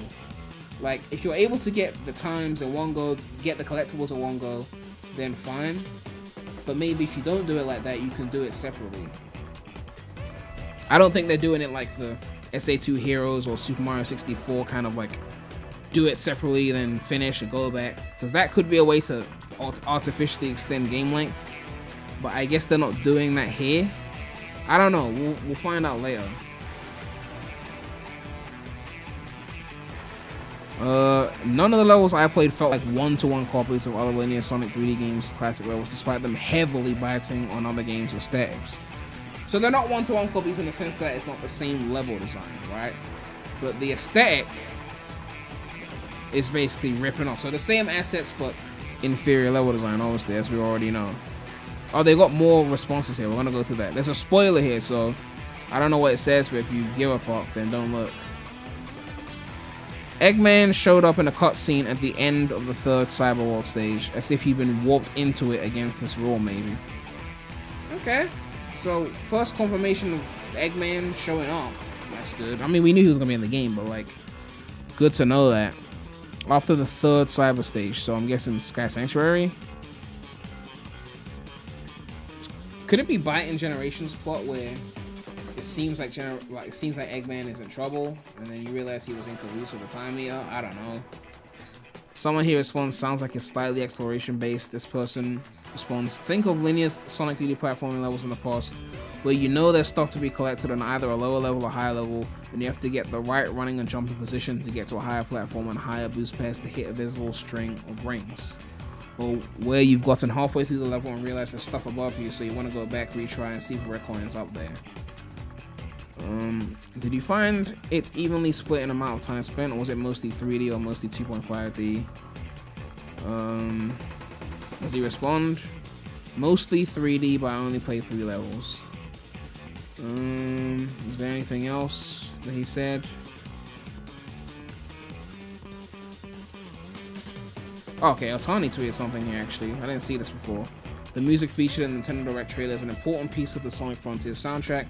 The full version will be revealed in the near future. Please hold on a little while longer. Parts of the Frontiers soundtrack feature the use of a 9-string guitar. Okay. I don't know if this person has come back to respond to anything, because there's a lot of like questions here and shit like that. Well, I'm not seeing a response from the guy who was talking before.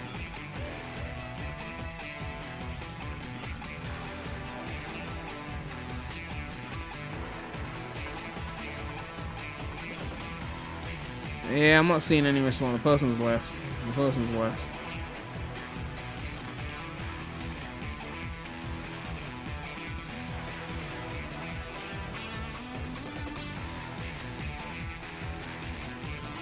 Yeah, I think that's pretty much it for this. Alright, so we got Polygon and we got The Verge. Let's go with The Verge. And we got Rock, Paper, Shotgun as well. So we got some opinion pieces to go through. So The Verge says Sonic Frontiers developer says it isn't an open world game. Takashi Iizuka explains how the game improves the 3D Sonic formula. Here we go again on the sucking himself off. In Sonic Frontiers debuted, first little bits of gameplay, fans immediately drew comparisons to Breath of the Wild. It wasn't hard to do. We were showing Sonic racing through a realistic, natural-looking environments, exploring great stone artifacts that dotted the landscape. There was no timer, no counter taking up the number of rings required. Just Sonic and a seemingly open world.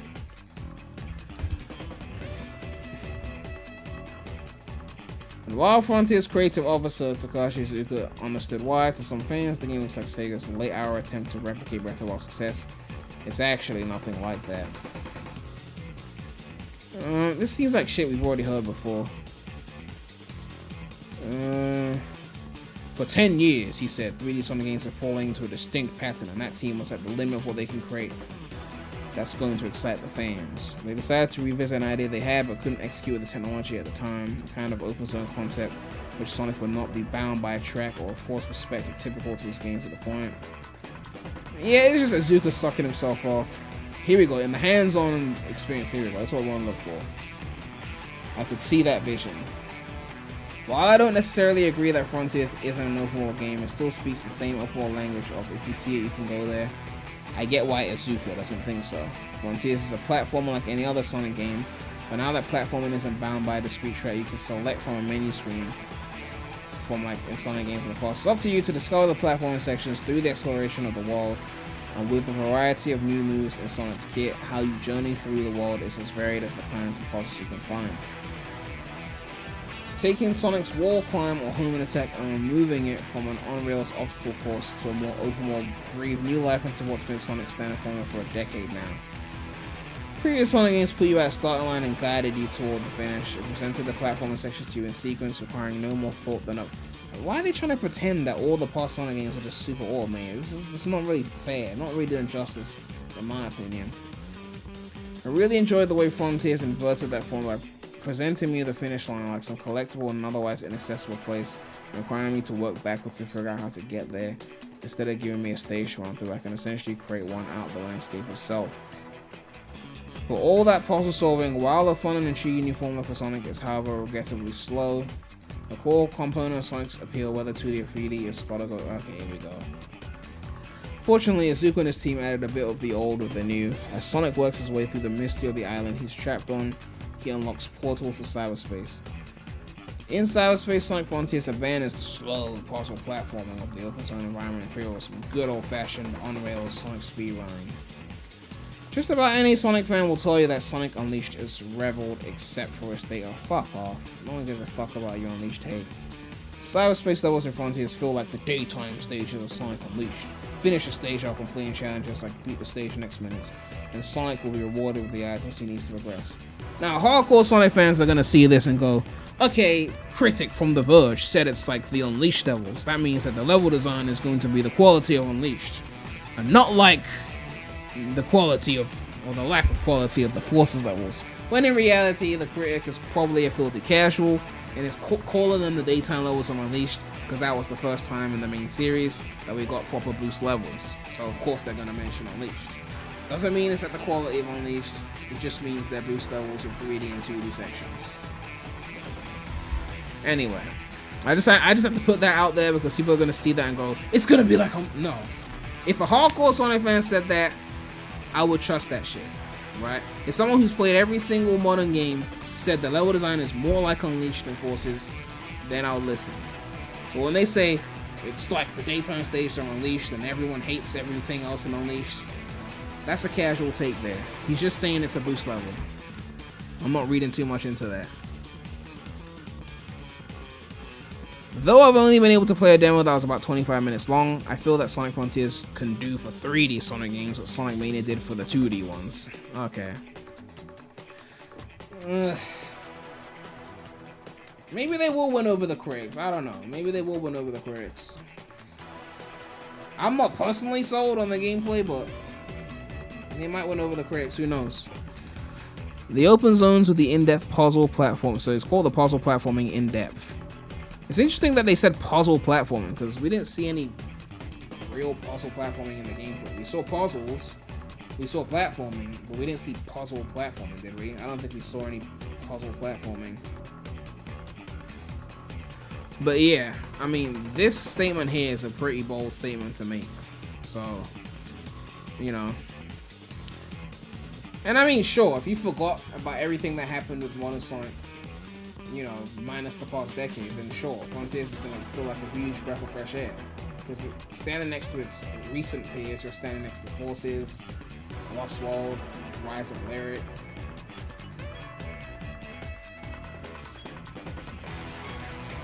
Oh shit, my alarm just went off. Hold on one sec. I need to go and check on something. Be right back.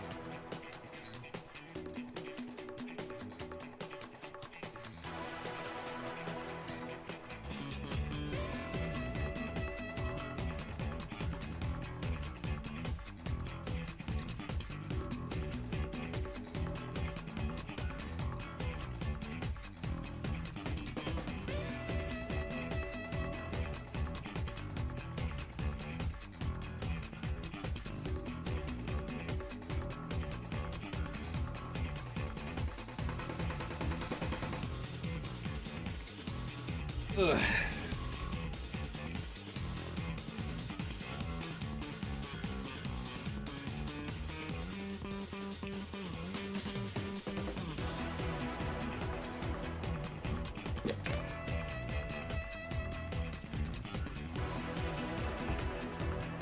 Back from my piss? No, that wasn't a piss.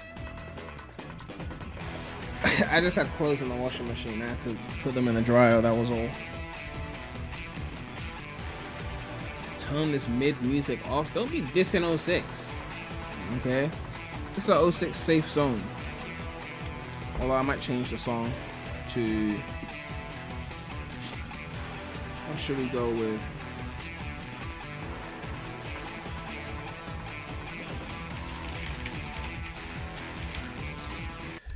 Okay.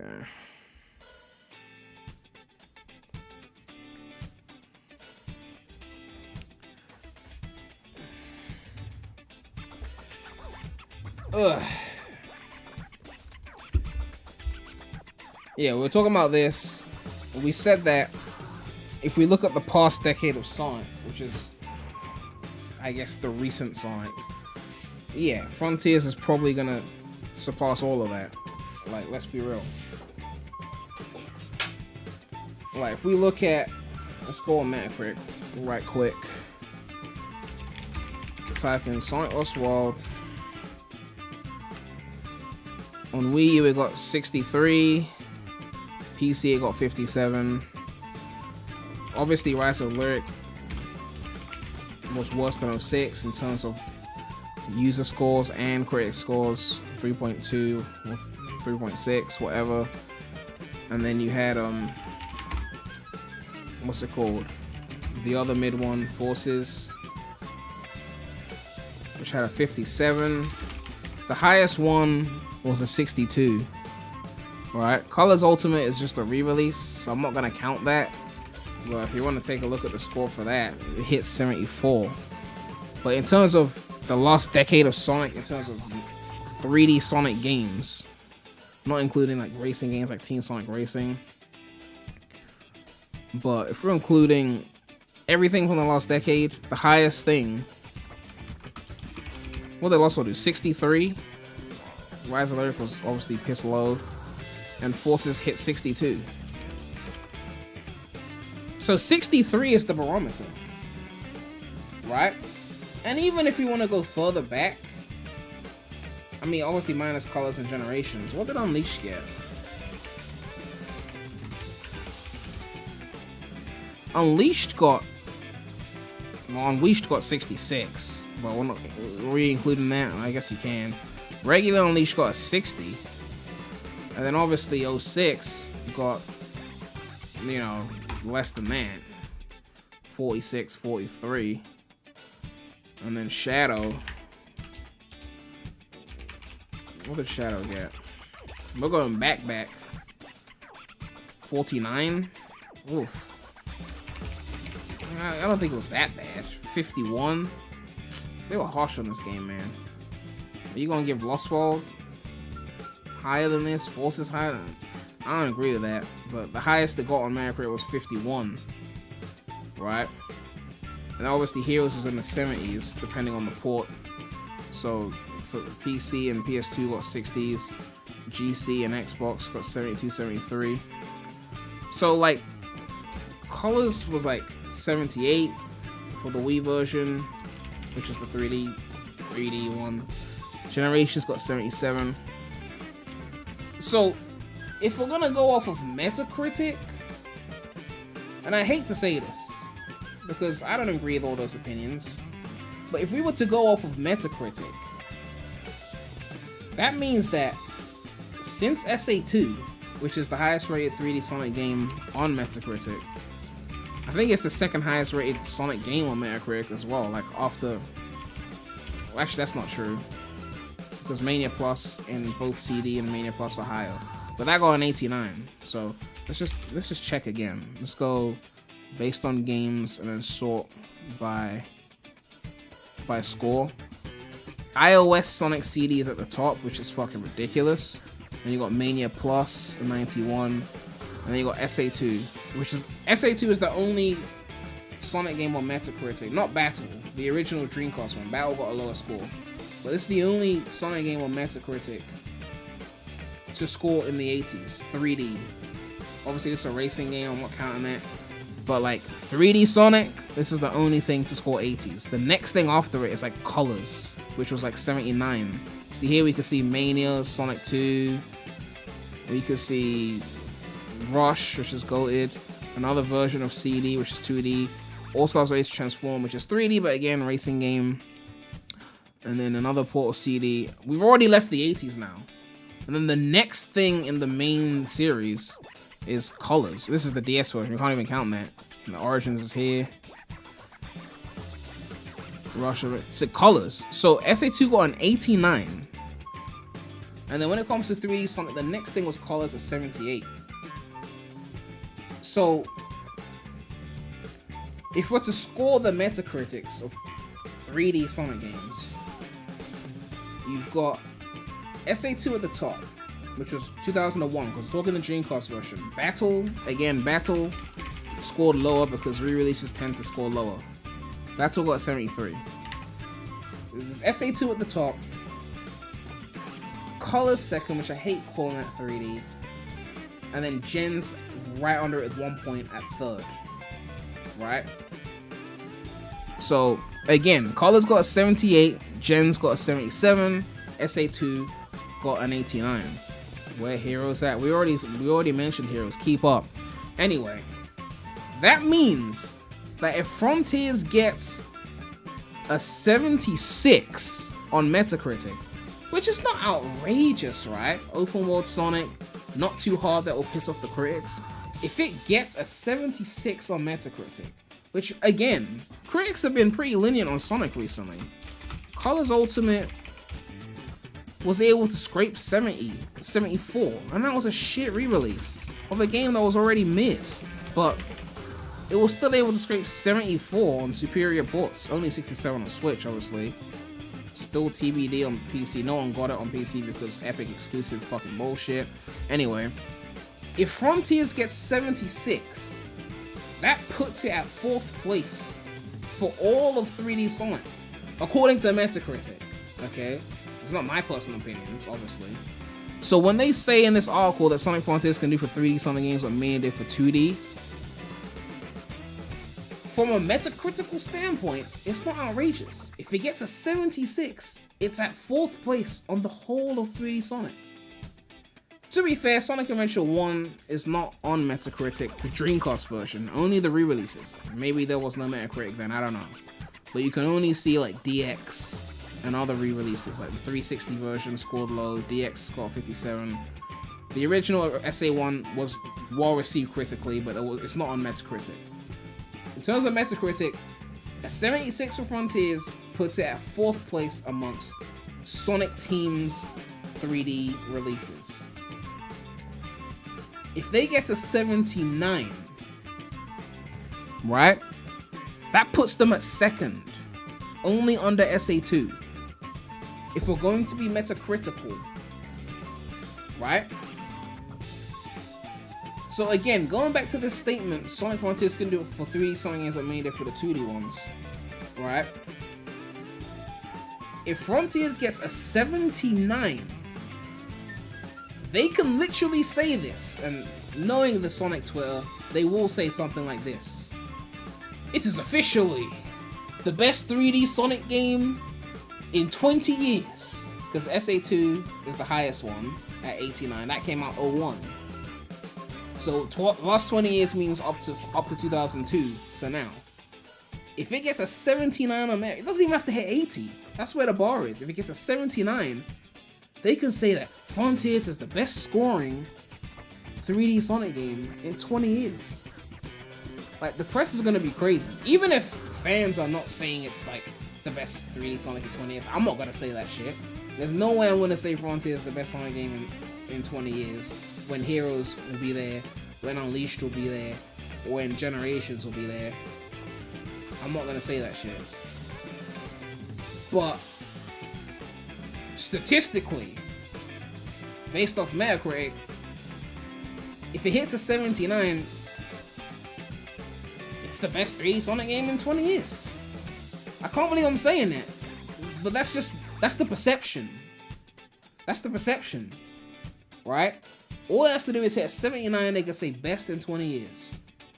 If it hits 78, then it's the same as Colors in terms of quality, which isn't actually that far off, technically speaking, in terms of similar to Colors. If it hits 77, it's Gens level. It ties with Gens. It's top 3. If it hits 78, it's Colors. 76 is 4th place. If it hits the 76, then they're gonna have to run with the best 3D Sonic game in 10 years, which doesn't sound as cool, because we all know the last 10 years have been trash. But if it hits a 79, and based on the critics' reception, it's not impossible. It's not impossible. If it hits a 79, they get to say that it's the highest rated Sonic game in 20 years. And it's gonna suck hearing that, knowing that I don't believe it. Knowing that I don't agree, it's gonna suck hearing it. But what can I say? You know, I have to separate my emotions from the stats. And that's what the stats are saying. Do I think it's gonna hit the 89 and hit the SA2 levels? No. You can clip that if you want. You know, I don't see it hitting a 90. I just don't see it. Okay. It's so gonna get clipped. But if it hits the 90, oh my god. Imagine them parading around. Sonic Frontiers is the greatest 3D Sonic game of all time. Oh my god. To have to hear that shit. And you know it's cap. Oh, that's gonna be annoying. That's gonna be annoying. It's gonna be worse than in 2010 when people were acting like Sonic Colors saved the franchise from games like Unleashed. I'm like, oh god. It's gonna suck if I have to hear that shit. Because I know the game is not what I want from a gameplay standpoint. So to have to hear it, you know, to hear them hop on that shit, it's like when Mania came out and all the classic fanboy critics they were having their moment. And they were like, it's been 23 years since Sonic has been good, because that was when 3 Knuckles came out at the time point. It's been 23 years since Sonic has been good. Basically, anything that wasn't the classic was bad. Even though we know classic fanboys were on that copium when Advance 1 came out, they were calling it the true Sonic 4. They were so desperate. When Generations came out, they were enjoying the classic levels even though they didn't like the physics because they were so desperate. When Sonic 4 came out, they still bought it because they were so desperate. But the moment Mania dropped, it was like, it's been 23 years since Sonic has been good. Anyway, they milked that Mania shit. They shat on the whole 3D Sonic era. When Moment Mania came out, they're like, this return to form is proof that Sonic should have stayed classic. So, yeah. Frontiers, I think Frontiers reception is probably going to be higher than what I would personally give it. It's going to be one of those games. I think it's going to be one of those games where I'm going to be like, it's a 6 to 7 maybe. You know, and the critics are going to be like, it's a 7.5 or higher. I don't know. But, yeah. Let me finish this article anyway. It says, Izuku is aware of the criticisms surrounding these first looks of Frontiers. The game does look unfinished and sparse, but he's hopeful that when fans finally get their hands on the game, they'll see the vision that he does. When people sit down and play the game, they'll understand it has all the Sonic essence in there, minus the pinball physics. As you're playing the game, it will feel mysterious and maybe like there's nothing here, but as you start exploring, you're going to find things, and as things happen, I'll bring you on this adventure. Hopefully people play that experience and really enjoy it. It's not even like I'm saying I'm going to hate Frontiers. I don't want it to be like I'm not going to like the game. I think I'll enjoy it. I mean, the soundtrack will probably be fire. I'm a sucker for those graphics, although I still want that 06 Sonic model modded into there. It's just that Force's style level design is still in there. Start a poll and see what Metacritic all of us think Frontiers will get. I think I already did a poll like that. But yeah, it's that Forces style level design. It's just not it for me. You know, I'm not saying I'll hate it. It'll be better than Forces for me, but it's missing that fluidity that you got from that you got from like even an Unleashed, you know, or Generations, you know. I don't know. I don't know what's worse. Critics liking a game that you don't like as much, or critics hating a game that you love. Which one is worse? I might do a poll on that actually.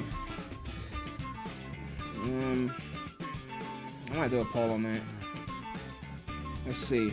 I can't create the poll from here apparently. Oh, I'm framing the star. Okay. I'm gonna type in the poll right now. Which is worse? Critics hating game you love? Critics loving game you hate?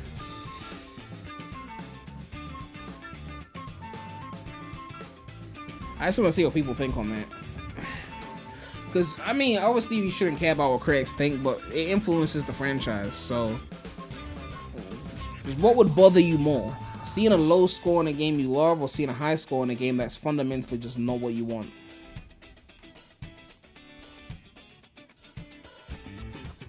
Critics loving the game you hate because that means Sega will listen to the critic. Exactly! I think that's the worst one. I think that's the worst one. But even still, if they hate a game you love, that means that they won't attempt that thing again, right?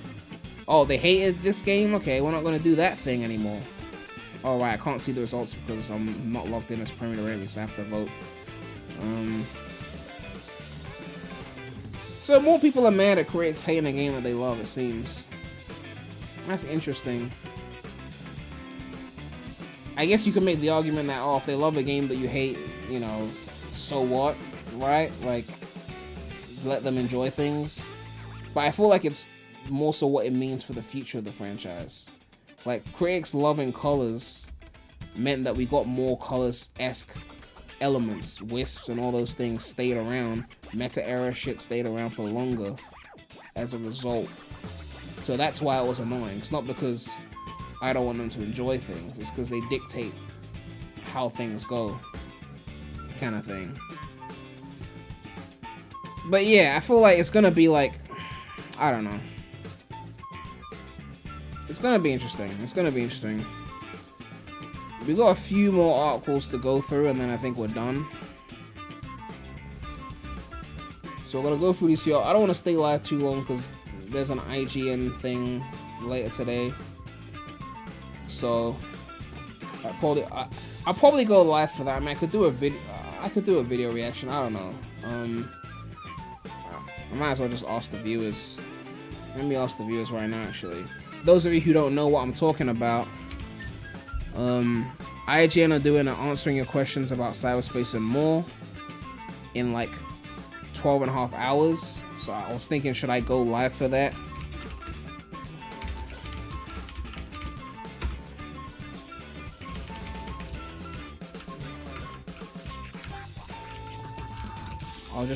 I'll do a poll. If I go live, I'll probably, I don't know, play some Origins beforehand or something. But yeah, let's see what people are saying. If I go live, I'll probably play some Origins before the event starts and just talk about Frontiers or whatever. If I do a video, then I just do a quick reaction and post it.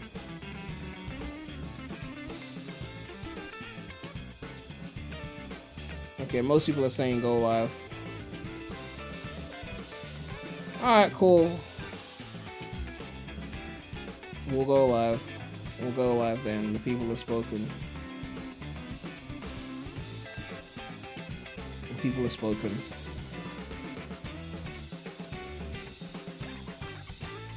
Anyway, let's finish these few articles. Let me change the song to something else.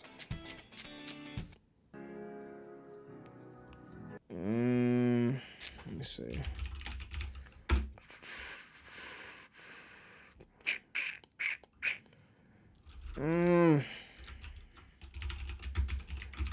Let's put some goated shit in there.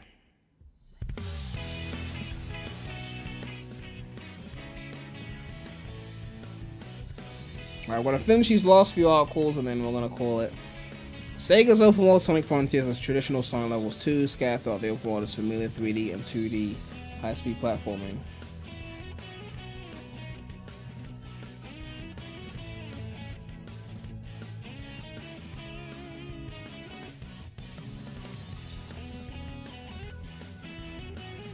Close that. I need to play Heroes again, like seriously. Oh shit, today's 30th June, right? They said that Q3 emails are gonna start getting sent out by 30th June. I need to keep an eye on my email just in case they email me about that deck, because I need my Steam Deck, man. I hope Frontiers hits 60 FPS on the deck.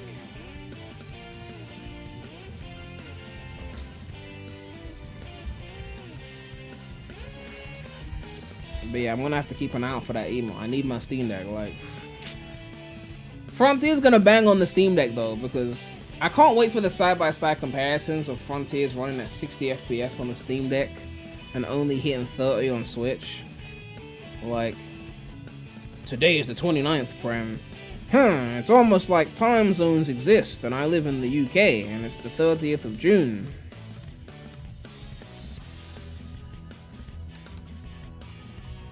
Anyway, you're playing Heroes on the Steam Deck right now. Oh, since you got a Steam Deck, have you gotten the mod loader working for Generations? I know that you gotta do some tinkering because you can't just run EXEs on Linux like verbatim.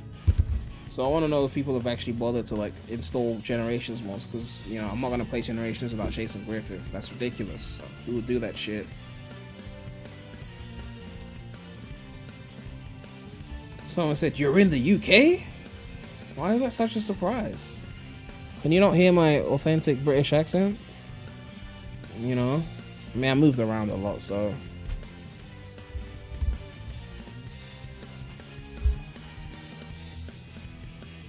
Anyway, we've seen all this before, so I'm not gonna read all that. I'm preserving my throat right now. Sprint, grind, jump. Levels that are actually kind of fun. Okay, that's good. While hunting for portals to cyberspace. It's the same demo that resulted in a handful of amusingly befuddled previews earlier this month, since reporters are required to keep a major chunk of the game a secret. So they link to this article that says, "Yes, Sonic Frontiers is as bad as it looks, but I want more." Anyway. The demo began with Sonic waking up in a lush green field and being informed by a disembodied voice that he successfully escaped cyberspace. This seemed to be early in the game after what appeared to be an introductory level that resembled a traditional Sonic course. So Green Hill, Generations on Steam that doesn't run well at all, it's so choppy and laggy. That can't be true. That can't be true. I already saw a video on it and it seemed to be running smoothly. Maybe you done something differently. Let's see. Generations is an old ass game. There's no way gens can't run at 60 on the deck. Okay, the frame rate is dipping here. Yeah, it was dipping. To be fair, it was dipping. It seems to be stable now. It says 60. Yeah, there's some dips. There's some dips. That's probably more of a compatibility issue though than a power issue. But it's still nonetheless pretty annoying because a game like Generations should not be taxing the deck. Like if we look here, like the GPU is using like, let's look at this. CPU is like 19%. GPU. Yeah, that's a bit weird. There's gotta be some kind of compatibility issue because I don't see how. Why is this game verified? The game will perform slightly better on Proton 6.3.8. The PC board has VSync issues, hence the noticeable frame rate dips. This is a problem no matter what kind of PC you're running on. A mod fixes this issue. So they're saying there's a mod that fixes the lag. It replaces Generations bloated 3D 9 wrapper with a lightweight one.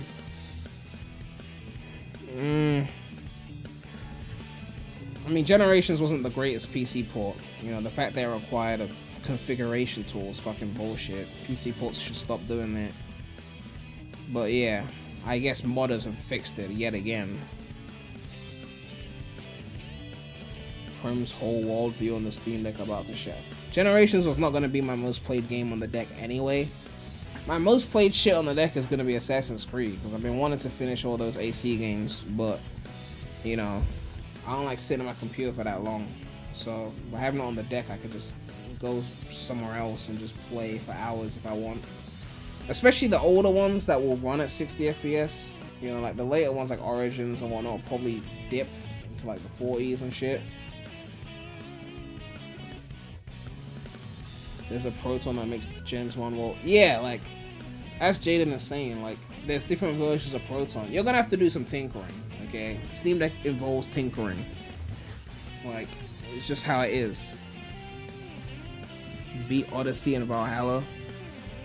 I don't see myself being Odyssey anytime soon, because it wasn't that interesting when I first started playing it. So I'll probably leave it for last. Valhalla, I don't know. I want to stream AC3 at some point. Also, yeah, subscribe to the Non-Sonic channel, link in the description. It's popping off over there. It's in the pinned chat comment. Imagine needing to tinker with a console for it to run games. Or it's a PC that can do console-like things. It's not really just a console. You know? It's more like a middle ground between a regular console and a PC, in the sense that it does PC things, but they want it to look simple for the console users who want that simpler experience. But in terms of Sonic Generations on the Steam Deck, they did verify it, which, you know, there's been problems with Steam Deck's verification. They've been a bit, oh, it runs, you know, cool, verified, but it shouldn't be running at, what is this Ultimate Bundle? Is this all the games?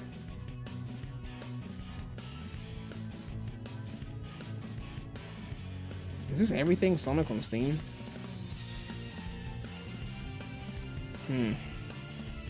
Anyway.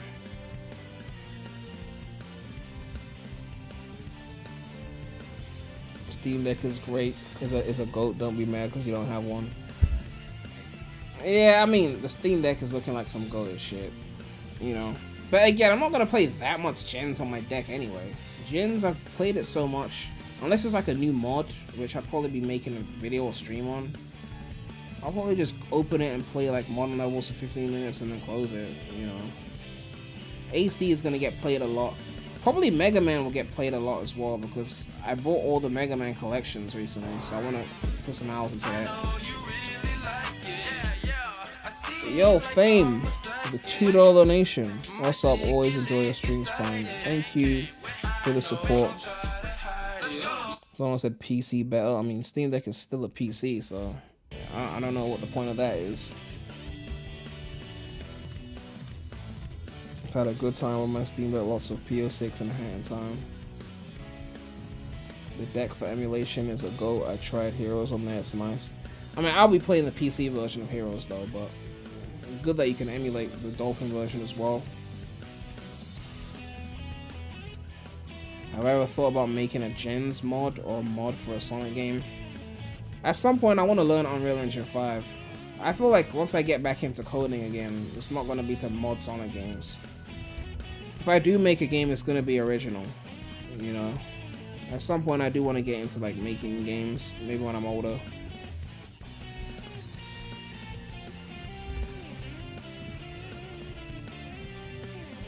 Well, let's finish this review.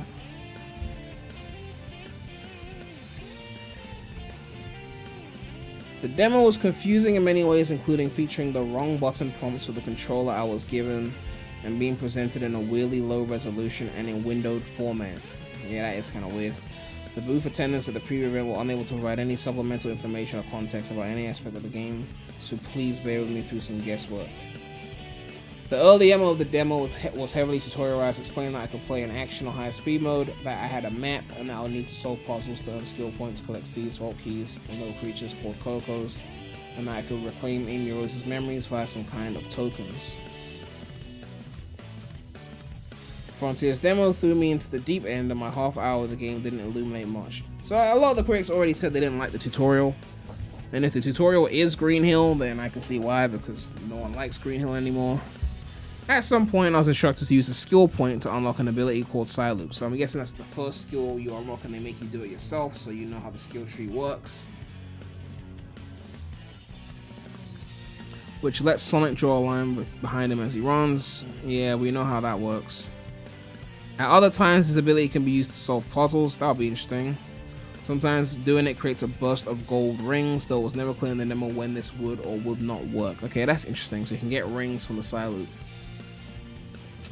You can jump and slide, run and sprint, accelerating while holding a trigger down. Running around the world feels nice and speedy, especially when you let the hedgehog go into autopilot over consecutive sets of rails, loop, and bumpers. So again, autopilot, because you have all those sections where you go on a rail, it's automated, it hits springs, and you know, get blasted around the place. We're not really doing much. Your iron was inspired in a blow where you keep your eye on what's ahead to try and grab as many rings as possible. During combat, you can lock onto foes, which senses the camera on them and helps aim Sonic's homing melee attacks. The controls of Sonic's abilities have been noticeably tweaked for this more open 3D space, but the game will feel largely familiar for everyone who's played 3D Sonic game before. Frontiers didn't really start to click until I reached my first cyberspace levels. Portals to cyberspace can be unlocked with portal gears, an item that drops from bosses in the open zones. The bosses I encountered range from a relatively small enemy called Ninja that attacked with quick combos while Sonic circled around it, to a large drill, not the Wisp, thankfully, that mostly spawned in place while Sonic smacked it over and over to some sort of massive tower whose spinning arms sprouted helpful blue booster rings so Sonic could climb to its head and attack its weak points.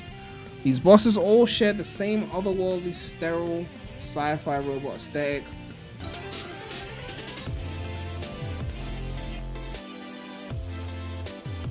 Yo, Omnihawk, welcome to the Sonic Disciples. Thank you for becoming a member. Thank you for the support. Man, what is going on in the chat? Anyway, let's play some Shadow.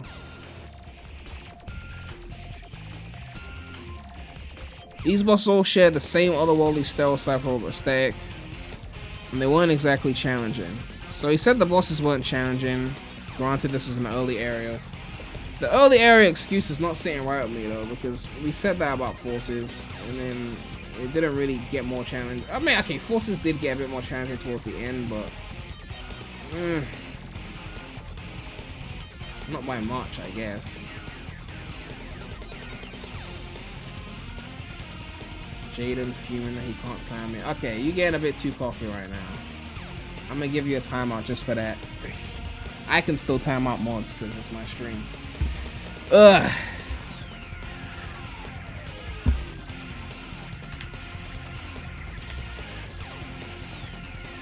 Anyway. Yeah, I mean, the channel owner can time out mods, yeah. You know, you're the owner of the channel. Just mods can't time out other mods. I played through 3 different cyberspace levels, 2 were 3D courses with a camera race behind Sonic similar to the Sonic Adventure games. And the third, the camera spun around to Sonic's side, turning the 3D course into a side-scrolling 2D level, a la classic Sonic the Hedgehog. So that's not even a 2D section, that's like a confirmed like entire 2D level, which is, again, why do we need that? Again, it's not the biggest deal. Like, if the level design was as good as Unleashed, I wouldn't even care. It's just the fact that it's most likely not. But, you know. All 3 courses were pure Sonic. I strung together jumps and slides to maintain Sonic's speed, so like that boosts stuff that we expect. Bouncing from obstacle to obstacle, dodging enemies, collecting rings, hurtling through checkpoints to reach the next set of boosters, bumpers, and rails. Granted, Sonic has no roll ability in this game, of course, because fuck the pinball physics and the momentum, but these levels felt satisfying and fun to play. And to be fair, boost games don't usually have the roll, but another reason why Sonic Rush is so great, it's a boost game, but you still have the roll. You can boost and roll down slopes to gain speed. Time attack on Sonic Rush is some goated shit, by the way. Some goated shit.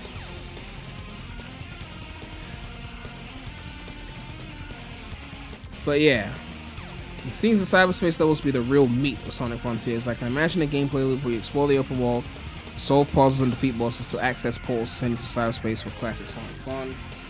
But this format does highlight one potential issue of Frontiers. If the classic style levels are what's really fun about the game, why not just make that the game? The open world puzzles will have to become a lot more engaging and the bosses more challenging than the ones I played in the demo in order for this open solo mashup to work. Otherwise, Sonic Frontiers will simply feel like a series of traditional Sonic levels unnecessarily shoehorned into a bland open world filler in between the moments of fun.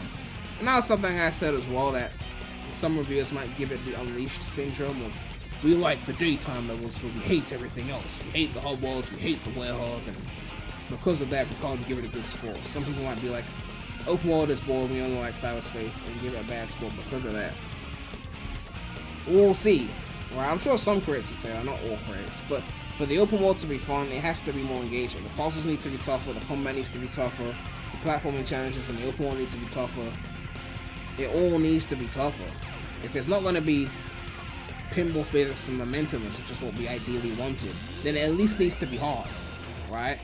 Like Crash 4 has rail grinding, it's got no momentum, but at least the game is tougher. It makes up for it. But yeah, we got this final article.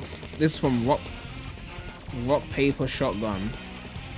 This is Frontiers Cyberspace Stage are a refreshing blast of classic. I hate when they say they call it classic Sonic, because it's like, that phrase is tainted now. I'm thinking of 2D. I know it's small C, so you're just talking about what we expect from the classic 3D Sonic games, but like, cyberspace might be the best place.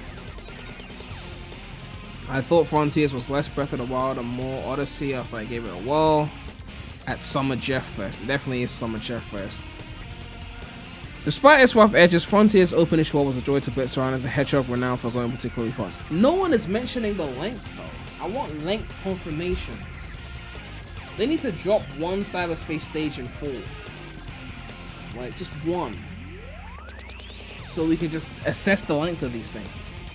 Will it be Force's length? Will it be Unleashed length? Will it be Gen's length? Who knows?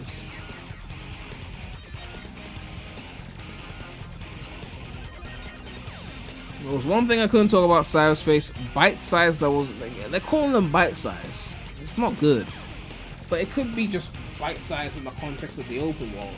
Like 3 minutes could be bite-sized compared to the open world. Or compared to Eggman Land, I don't know.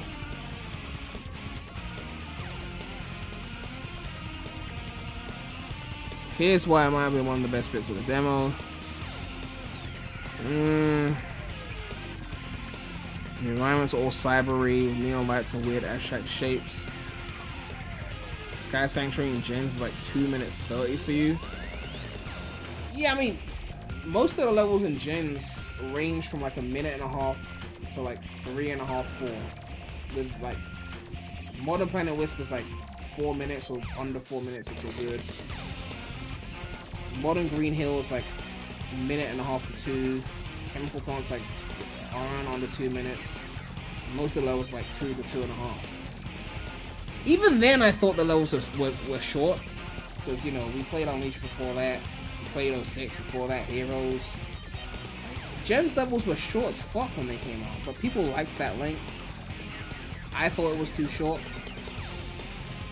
but then they went and made it shorter with Forces, and then people finally realized that the levels were short. Then better watch timing the favorite mod out. I might start a chat up right away. I mean, you were dissing the Steam Deck, so I had to give you. You get a bit too cocky. You're like, I'm a mod, I can't be timed out. I was like, okay, we'll give you one quick one.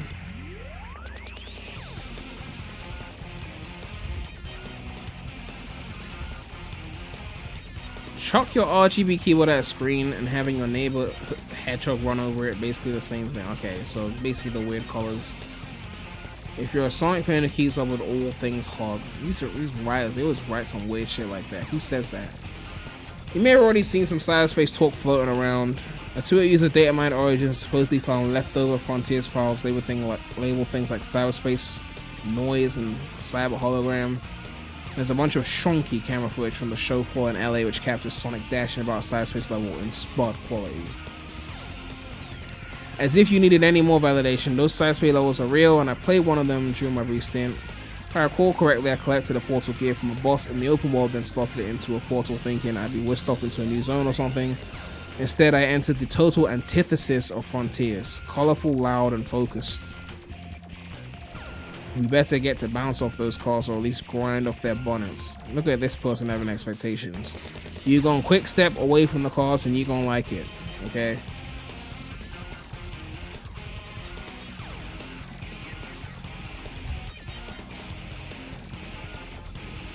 It was everything you'd expect from a 3D Sonic stage, but better? When they say this shit, let's keep reading. Not that it did anything tremendously new, but I think it was enhanced by being in total contrast to its open world's melancholy atmosphere. So you're not even saying it's better, you're just saying it's better because it's in contrast to the open world. Excellent drum and bass assaulted the eardrums. Yellows and reds popped, and you string together combos of boost pads and onto rails, then dodge spikes with adrenaline oozing out of your eyeballs.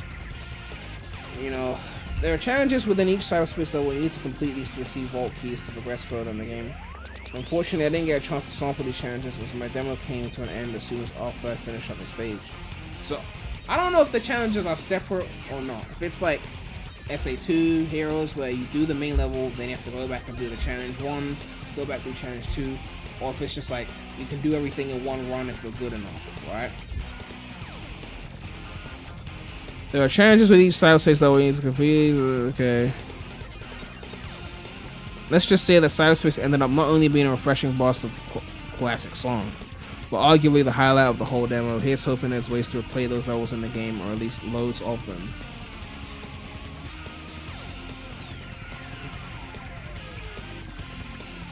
So yeah, I think that's the last thing, unless anyone in chat has got some article that I didn't see or something like that. But I don't think I missed anything. I don't think I missed anything.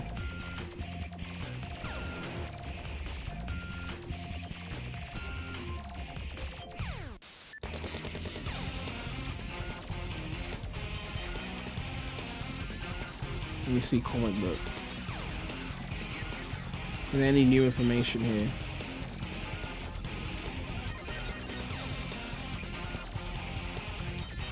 Ooh, Street Fighter 6. I need to check that out later, actually. Hold on to that. Data mine hints at character. Which character are they talking about? I can't bother to read all this. Big the Cat. Okay, that's already confirmed. Okay, cool. Okay, comic book. Okay, so they played 45 minutes of Frontiers. So this is definitely something we haven't seen yet. Friend playing Street Fighter 6 is gonna be a disaster stream. What are you talking about? What the fuck? When I played Virtua Fighter, where's the stream where I played Virtua Fighter? Didn't I beat it on the highest difficulty? Don't be spreading lies in the Remy chat, okay? Don't be spreading no lies. I beat that shit on the highest difficulty. You were there. You was there. Don't be spreading no lies. I went on the highest difficulty, first try, and I won. Don't go there, okay? The stream is up. It's live. Don't be spreading no lies to the Remy. Okay? Subscribe to the non-Sonic channel, link in the description. Yo, Platinum G with the $5. The only Infinity Stone they destroyed was the Pontac one. Oh yeah, I forgot about that. I did the what's it called? That was a good video, even though it didn't come to fruition. Let me find the video. There were 6 stones. It was 2D sections, Green Hill Zone, Pontac, Roger, Classic Sonic, and Whis. Well, Classic Sonic is gone, right? Well, okay, no. Origins is Classic Sonic. In terms of in the main series game, Classic Sonic and Pontac are gone, right? Unless we see Classic Sonic in Frontiers. Both Pontac and Classic Sonic are gone, and it seems like Whis are gone. So we destroyed half of the meta era. We're left with 2D sections, Green Hill, and Roger. But we destroyed half the meta era. I mean, 50-50, right? I mean, it's better than nothing, right? It's better than nothing. Well, we did some of it. 3 stones, you know. 3 stones, I mean, it's not 6 for sure. right? It's not 6 for sure. I mean, personally, I would have picked get Jason back and then keep the Whis if I could choose.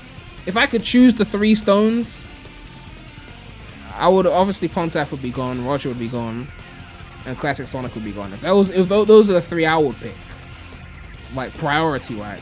2D sections, if it's like Unleashed, I can tolerate it. Green Hill Zone I hate, but it's one zone.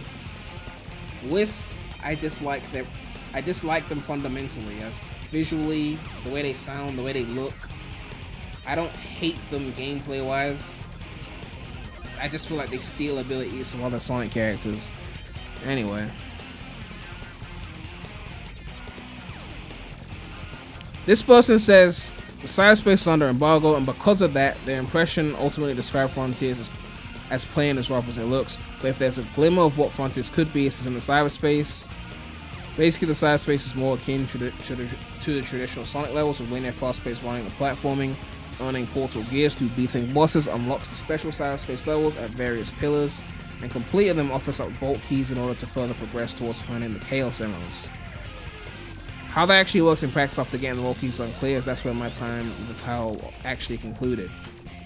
Given that I played for less than an hour and we've seen maybe that much, if that, or footage otherwise, it's hard to judge how it all blend together in the final product. While the calling card of Frontiers' open world areas didn't impress, peppering more cyberspace areas throughout the world serve as a welcome reprieve, and it's always possible that the first area in the Starfall Islands isn't going to make the best impression of what the game's actually like in total. There's plenty more we haven't seen in Frontiers. I love nothing more than for my initial reaction to be proven wrong. We've seen that. Yeah, we know about all this. We still don't have a release date, which is funny. But yeah, I feel like cyberspace being a highlight of the game is not a good thing, because it's the smaller part of the game, right? You want the highlight of the game to be the part they spend more time in. Like, I think that makes the most sense. So I don't know. Again, there's 2 things you do to make the open world better, or 3 things. 1, more tougher platforming. 2, less automation. 3, pinball physics around the slopes. Those are the 3 things you need for it to feel fun. And I guess there's a 4th thing, which is just more stuff going on, like I guess NPCs, things you can interact with. I really hope that one of those islands is a city-themed island. I feel like it's a missed opportunity, you know. It's a missed opportunity to not have a city-themed island, like a Metro Kingdom. Because there could be so many buildings you could walk into, it would be so cool. If it's just like green grass or Sky Sanctuary looking area, then desert area, then, you know, then I don't know. There needs to be a city area. Might need to add in new stones for what we need.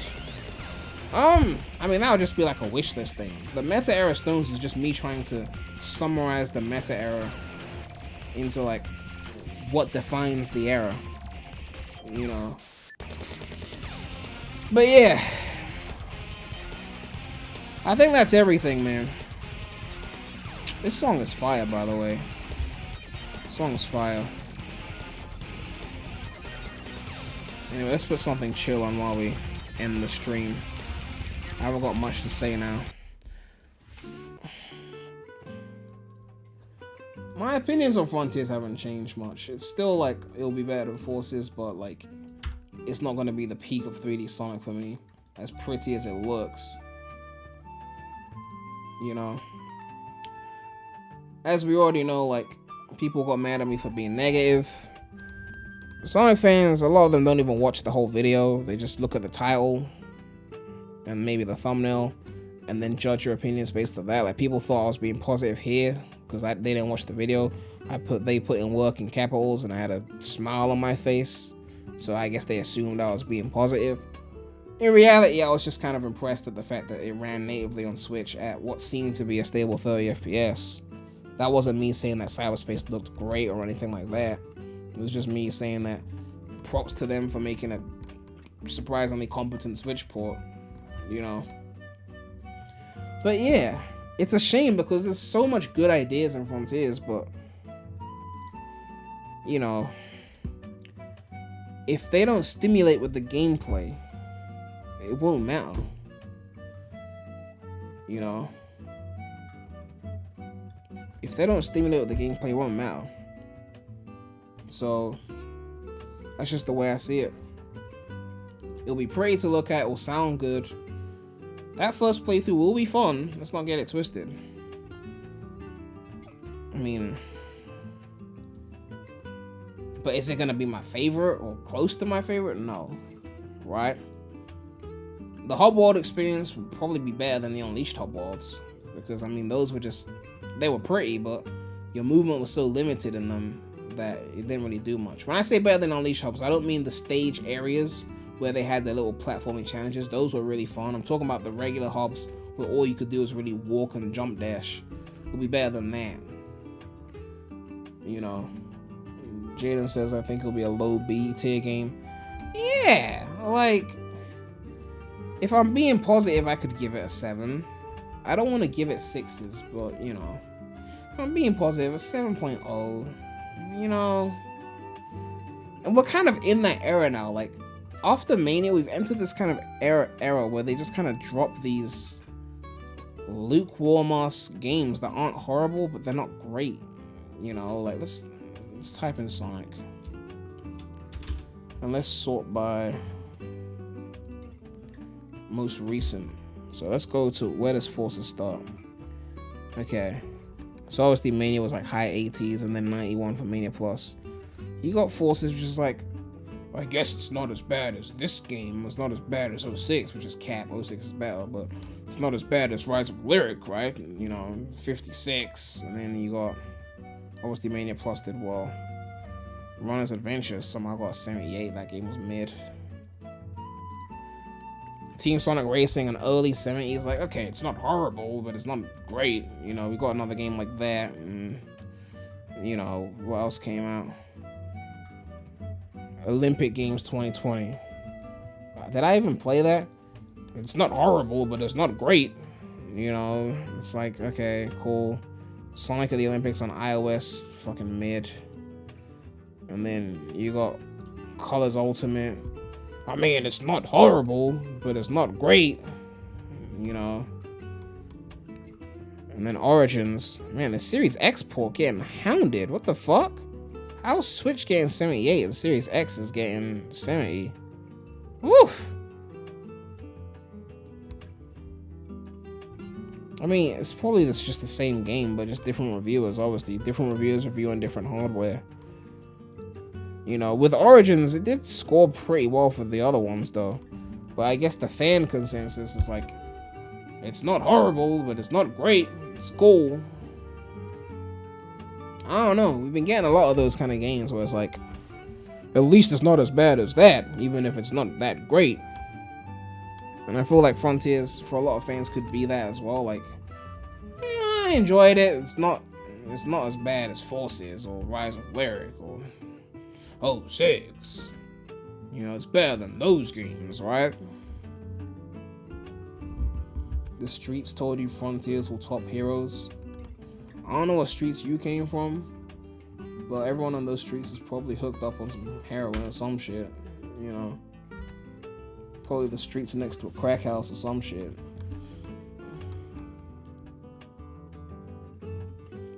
How many views did that Sonic Songs to Make Love to playlist get? My god, I even forgot about that.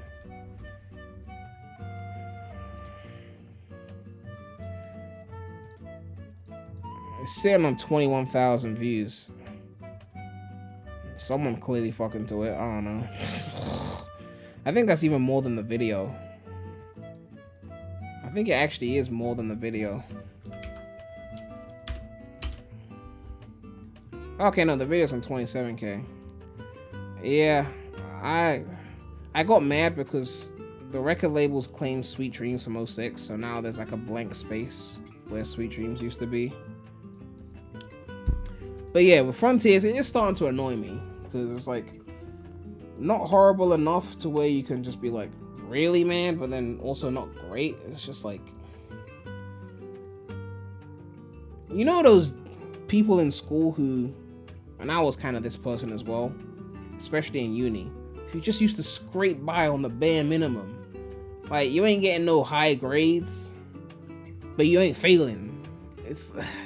That was me in uni. This is what Sonic has been doing recently. It's kind of pissing me off. Like, I mean, the movie was great. Movie 2 was a great movie.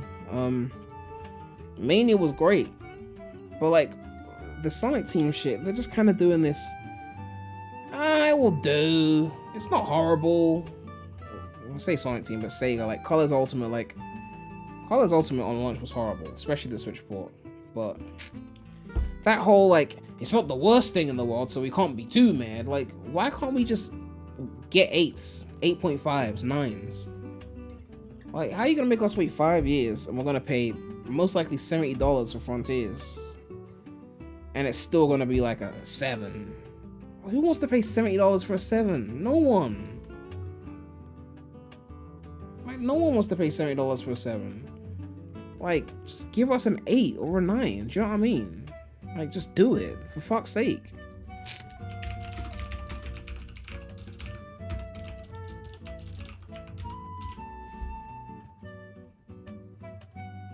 Like, they got a 97. You're telling me Frontiers can't aim for like an 85? You know, like, I don't know. I'm just tired of getting games that are alright, I guess. Yo, AK Dream with the $5. I may have missed it. What did you think of the song in the Nintendo Direct trailer? Shit gave me goosebumps near the middle. Yeah, a lot of people said that I didn't talk about the music in the trailer. Which I didn't actually. I was too busy thinking about the Switch port.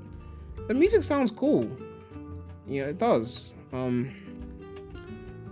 But yeah, it's not really my main focus right now. It's just not. Like with Forces, when they were building up the hype for it, they would drop music as like some sort of, well, you got some news, here's some music. It's like, I guess cool, but that's the part we trust you on, to make good music. Can the gameplay be good now? Do you know what I mean? What was Kirby Forgotten Land score? Let's check that. That's a good question. Will they beat Kirby? 85. They got their work cut out for them. This is Kirby's first true 3D game, and it was 85. Their first attempt. To be fair, Sonic Adventure was Sonic's first attempt, and that did well. But I'm just saying, do they really want to lose to Kirby's first attempt? My personal opinions on the game is that it was a great game, but obviously too easy. So it was less appealing to me because of that. But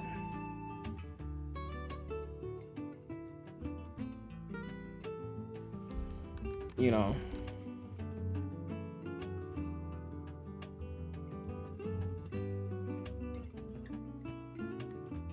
am I the only one that doesn't like the look of that Green Hill loop-de-loop in the trailer? I mean, it's just a loop-de-loop in Green Hill. There's nothing really special about it. I don't think.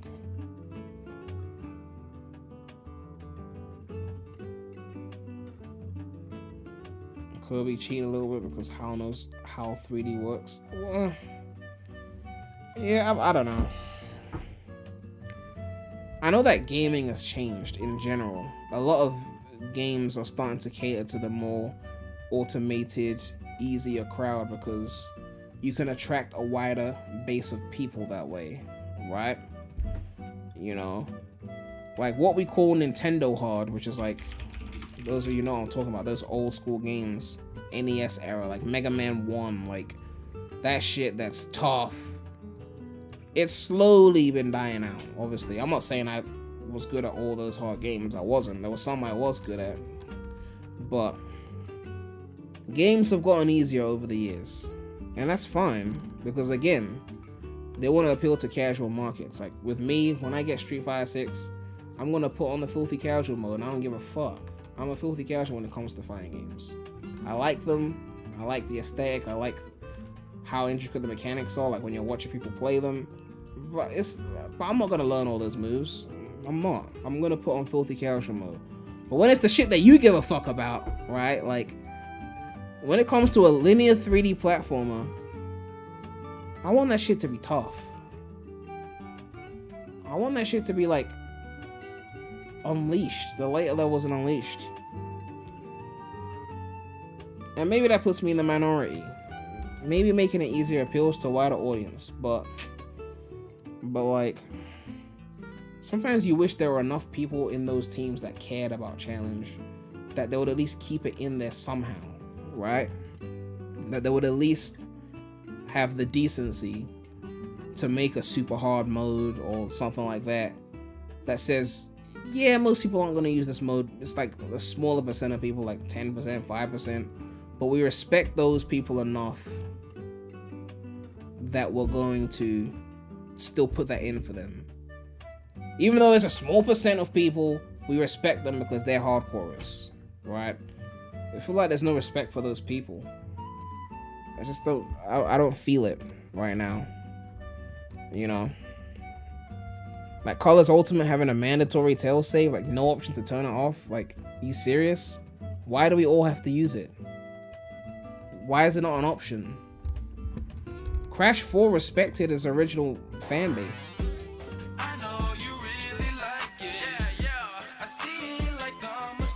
Matt Benson with the $5.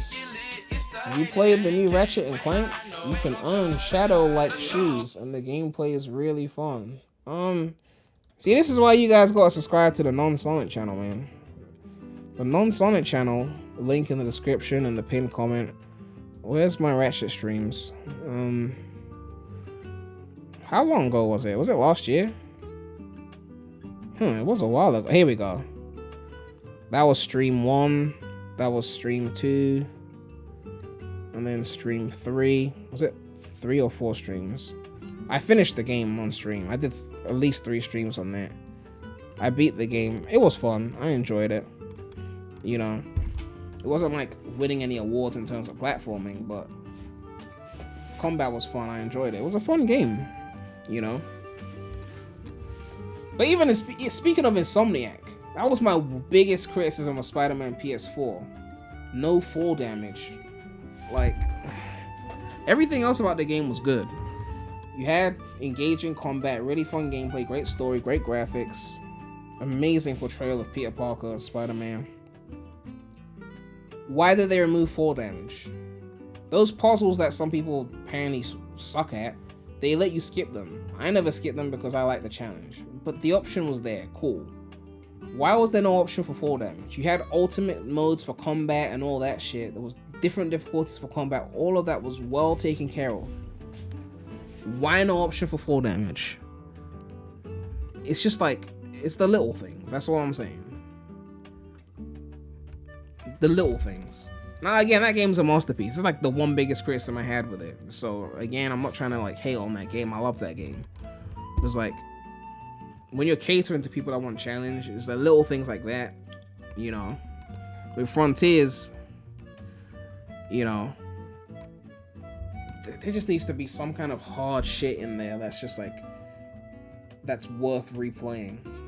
If it's just like Forces levels, you're gonna get bored of it quick, right?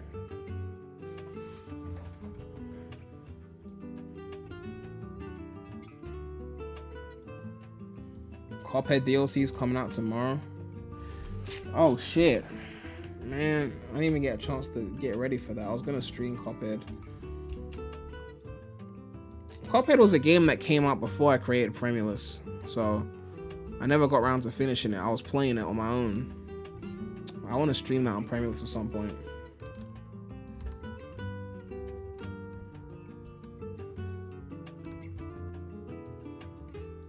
Frontiers will probably be fun to speedrun though. That's what elevate the game. I mean, speedrunning is a different skill to just wanting a challenging game, right? Like wanting tough platforming, less automation in the main gameplay. Because even with speedrunning, you're still playing the same automated level, just in a different way. I wanted there to be more in the main game. And again, we haven't seen everything, so I'm not trying to act like it won't get harder. But Kishimoto was already on a tip, like, the difficulty's not going to scale because that was a problem with previous games or some shit like that. So it's just like, I don't know, man. I don't know.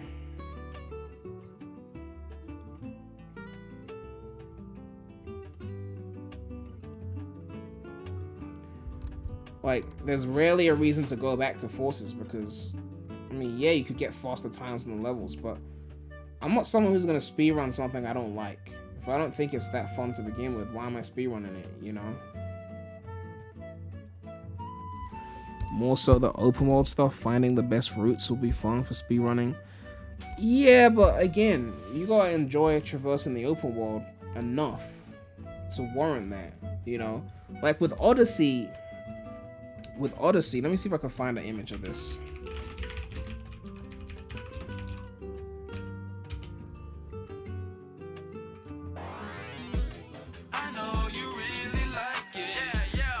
Satin Cake donated $2 and said, "Crave challenge, yet you took the L on CD." Really? Really? You're gonna go there? Okay. First of all, CD's trash. Second of all, you can go back to my Origin stream. I didn't even die that much in CD. It was just that one special stage. That was it. Quite frankly. And you can't even say that I didn't take the challenge, right? Because had it been anyone else, right, they would have just given up. They would have failed that special stage a few times and said, fuck this shit. And just said, fuck it, and just not finished it. I still finished it. So I said, okay, this thing has stumped me. I still think the bullshit collision was the main reason why. You know, and also the fact that CD's fucking trash. But I still said, I'm gonna do it. And after all that, I still did it. Right? So you can't even be mad at me for taking long, because it's like, or saying that you claim to like challenge, but you struggled. Liking challenge doesn't mean you never struggle in a game, right? It just means that you will overcome. And I did exactly that. Again, that's not really, it's hard for the wrong reasons. It's just shit collision, but I still did it anyway. If you look at Nintendo Hard, it's based on trial and error. And like for something like Mega Man 1, for example, Mega Man 1 is a game that, you know, I'm not gonna act like I'm a Mega Man expert. I mean, I played some Mega Man growing up.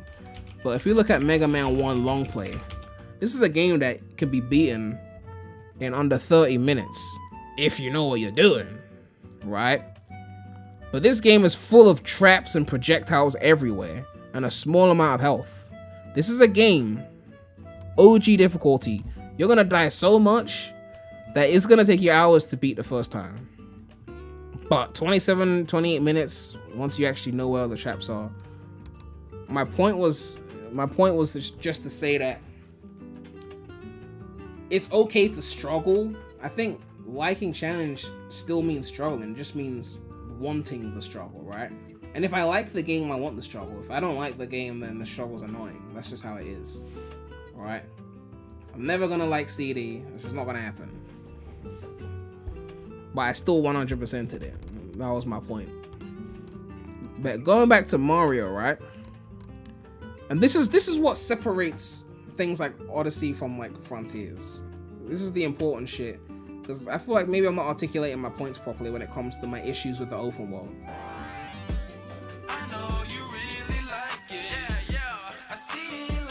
Satin Kate donated $2, said watching Raid was a challenge. Response. Look, some of you guys may not believe this, but I actually have played Raid since the sponsorship. I have played it on my own time multiple times before and after the sponsorship. I mean, I know that's hard to believe, but you know, Raid is similar to those of you who remember Sega Heroes.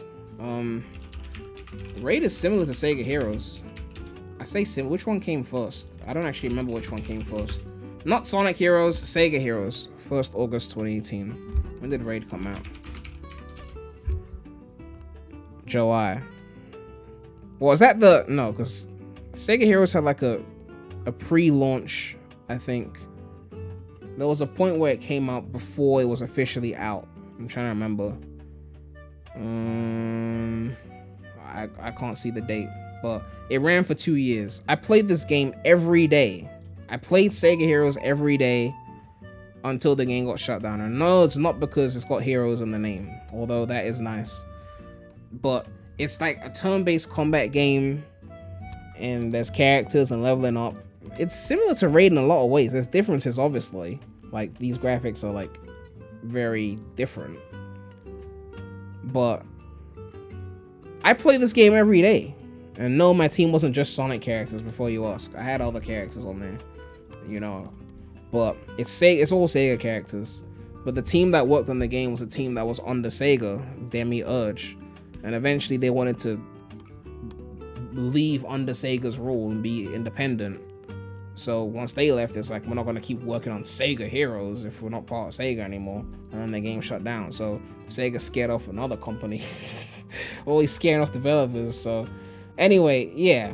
We had a whole Discord server. We used to talk about the game. Like, I played it. I shit you not. Where's the first video?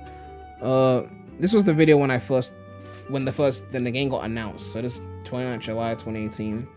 And then 30th July 2018. So from this video point on to when the game shut down 2 years later, I played this game.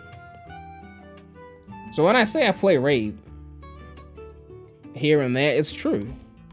Now again, I would still put this over Raid in a lot of ways. Not just because I like the characters more, because they're more familiar, but certain mechanics I preferred here. There's also some things that Raid does better as well. Raid was also less, I know it's hard to believe, but Raid is actually less money grabbing than Sega Heroes. Sega Heroes actually started off a lot less money grabbing. A lot of these free to play games will start off very fair, and then as you progress and more people are playing and they've got you now, then they increase the money grabbing tricks because you're already hooked. It's kind of the strategy, right? So Sega Heroes was very fair when it first dropped, and then became more money grabbing as time went on until it became ridiculous. But because we had already leveled up, because we've been playing from the jump, we were already at the top level anyway, so it didn't hurt as badly, but we still felt it. But if you're a new player, it would have been tough. But yeah, I want to keep that sponsor so bad. I've already been paid. I've already been paid. Like, I'm not scared of anything. I really have played it, you know. But yeah, my point is just to say that I like that kind of gameplay. I still prefer Sega Heroes. I just can't play it because they shut it down 2 years ago. You know, I think there's a Fire Emblem phone game that's kind of like this as well. Not exactly like this, but like turn-based combat. I was gonna check that out at some point. But yeah, I'm still annoyed that they shut down Sega Heroes. You know, it was some fun. Speaking of Sega Heroes, CSS777, he was one of the people in the Discord for the Sega Heroes. The $5 donation. Is the Sega Heroes server still up? I had to delete my account because I got locked out and made a new one. What? Didn't they shut down the server like when they shut down the game 2 years ago? I doubt the server would be up. Unless there was a fan server or something. Yo, Sandcake has become a member. Thank you for the support.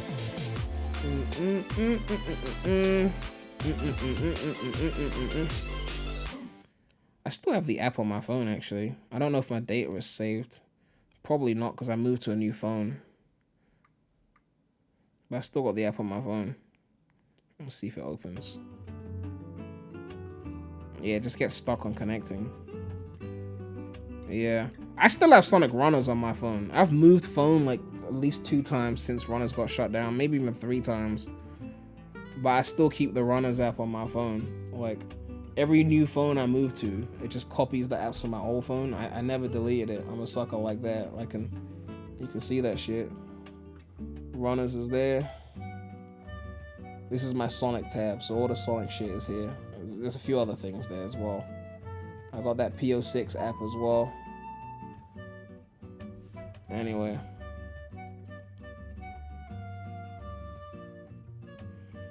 What was the point of all of this? How did we get onto this tangent? Oh yeah, someone was saying something about Raid. Anyway.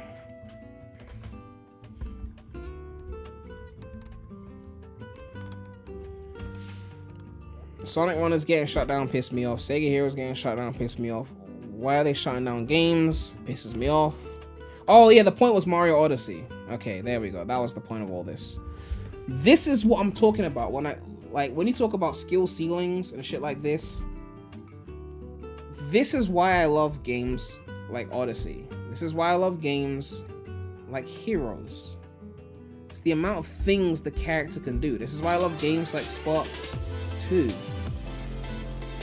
Yo, Liam Smith has become a member. The Sonic Worshippers, thank you for the support. Thank you for becoming a channel member. But yeah, this is why I love those kind of games. Spark 2, Spark 3, Odyssey. Even Odyssey, which is an easy game, I still love. Because the moveset. You can instantly tell when you watch playthroughs of Odyssey who's good and who's not that good. Because a basic player will just run around the long jump and that's it. A skilled player is doing the bounces, the cappy throws, the dives, the wall jumps with the cappy, throwing against the wall. You can instantly see. Yo, CSS with the 2 lows. I actually meant the server that we made. Oh, you mean if the Sega Heroes Discord server that we made is still up? I actually don't know. Hold on. Let me see. Let me see if it's still there. So I could still be in it and not even realize. I don't think I left it. Yeah, the server's still there. Well, you're not in it, but the server's still there. Yeah, the server's still there. That's kind of weird. It's been sitting there the whole time and I forgot it was there.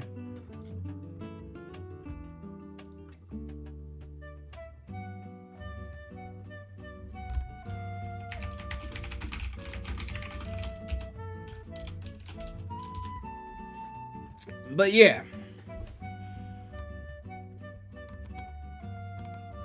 Prime is too scared to make a server. I just don't want to be policing Sonic opinions 24/7. That's all. Again, okay, so where am I going with this? This is my own personal opinions, but again, moveset. When you watch someone play Odyssey, you can tell who is good and who is bad within like 30 seconds based on the way they move. An average player just runs around in long jumps. A good player is abusing all the moves, the cappy throws, the dives, the roll, everything. Same with a game like Spark 2 or Spark 3. There's plenty of moves. Technically don't need all of them, but if you want to do things faster and better, you use the moves. Same with Sonic Heroes, right? When you see someone spam the homing attack on an enemy that's a silver, you know they're a pleb. You automatically know they're a pleb, right? If you see someone use the thunder shoot on an enemy that's a silver, when you've got 0 level ups on Tails, you automatically know they're a pleb. If you see someone spam Knuckles on a gold Total Rover that hasn't been flipped over, you automatically know they're a pleb. And Heroes is designed in a way where you can switch character to character to do some crazy shit. It's so easy. I can go on Twitch and see someone streaming Heroes within like 10-15 seconds. I know if you're good or bad at the game based on how you're using the characters. Moveset is so important. So when we look at Sonic and Frontiers, what can he do, right? We know he can like run around, he can boost, he can stomp, he can quick step. What else can he do? Combat wise, he's obviously got moves, but movement wise, right? This is why the adventure games had all those upgrades. Heroes didn't have the standard upgrades. The upgrades came from level ups. But the adventure games had upgrades because they knew that Sonic on his own, his base moveset is basic as fuck. Which for linear levels, I guess is fun. But like, look at the kind of upgrades you could get in SA2 or even in Unleashed. Like, in SA2 you start off just running, spin dashing. Then they say, okay, light dash, bounce bracelet, you know, magic hands. You get the glosses, whatever, which the glosses were in Odyssey as well. That reminded me of SA2. You get more moves. You can do more shit, right? I'm not saying Frontiers won't have that confirmed. I don't know. But all these things are what dictate. How easy is it going to be to distinguish between a skilled Frontiers player and a casual if you got the same kind of moves, right? how much more can you do? Even with the Werehog, you look at the quote-unquote combat abilities, there are things you can do, like the classic square X for platforming. You know, square, if you actually play Werehog and you're good at it, you know square X is a classic move to do platforming faster in the Werehog. You know spinning needle, if you unlock that, you're going to be using that because it's faster. You know, if you've unlocked those moves and you're not using them, and what's the other one? I think is it triangle XX? That's like the height one. There's so many little things that distinguish the players from the good players. Oh, look at Spider-Man PS4. I'm saying all these things, I'm trying to explain what I like in games. You've got Spider-Man PS4. Could you get by mashing the same attack button over and over again? Yes, especially on a lower difficulty. Not so much on a higher difficulty, but on a lower difficulty, you could coast on Spider-Man PS4 by just mashing the square button. Cool. Let them do that if they want. If you don't want to learn the mechanics, fine. Play on the easy mode, mash the action button. Gamer Guide, you're wrong. I'm not reading that. But then once you increase the difficulty and you want to be good at Spider-Man PS4, you need to learn the moves. You need to understand what the gadgets do. Moveset is what makes a game fun to replay. You need to know what to use, what gadget is ideal in what scenario, especially if you're doing stealth or if you're doing just straight combat. You want to use this move here. You want to slide on the enemy, go behind him. You want to go crazy. You want to go stupid on the enemies. And that involves learning the moveset. If you want to please Prem, which Sonic Team obviously don't give a fuck about that, but if you want to please Prem, give the character a wide variety of moves. Again, people are asking why I love Heroes so much. You got 3 characters, 3 sets of moves at your disposal at any point in time. I love that shit. Okay, you give me a basic character like in Forces. Monosonic can't do much in Forces. It's even less than the other boost games. You can't even drift. Okay. Does Sonic wall jump in Forces? Is that just the avatar? I can't even remember. Does he wall jump? I don't remember. It's been a while. You can't mash punch on big guys in Spider-Man. On the lower difficulties, you can mash a lot more, is my point. But yeah, I think with Azuka, Wisp was an attempt to give Sonic more abilities. And it was a cringe attempt. And more of an automated attempt. But it was an attempt. You know? This is another reason why Rush is my favorite Sonic game, because with Rush had some of the most abilities for Sonic, period, because like you could once you learnt these levels, they were so fun to speedrun because not only could you boost, and one thing I loved about Rush that wasn't in the main series boost games is that you still had to hold right while boosting. Like in the main series, you just held boost and that was it. You didn't have to press anything else. You couldn't do that in Rush. You had to hold right as well. I know it's a basic thing, but it does add. But you had a trick system. You had rolling physics. So like if you look at me playing Leaf Storm, there will be times where even when I'm boosting, I'll curl into a ball to gain speed because it still gains you more speed. You know, you could still do regular jumps and jump dashes. You could home and attack. So you see, I curl into a ball here to gain more speed just to increase my time just a little bit. That's a level of optimization that you wouldn't get in, say, the main series boost games because you wouldn't be able to control your rolling. It's a little thing, but again, it's all about the moveset shit. And here you jump and land in the hole so you go straight into the rail. Home and attack. Shrek. Man, I love this game so much, man. I love this game so much. It's a fun... Rush is lit. Rush is lit. You jump off the spring, break the script so you can go faster. It's a lit game, man. It's a lit game. But, moveset. If you give me a character that can that can't really do much, I feel restricted. But even still, it can work. it can work. If your moveset is basic as fuck, then the way you make it work is by making the level design tough, right? Because when you look at the Crash trilogy, my favorite Crash game was Crash 1, and that had the lightest moveset out of all the three. So you might be thinking, well, if Crash 3 had the best moveset, why is that not your favorite? And that is my second favorite, mainly because, again, I love the moveset of Crash 3, you know. But Crash 1 was my favorite because it was just brutal, and I just love that.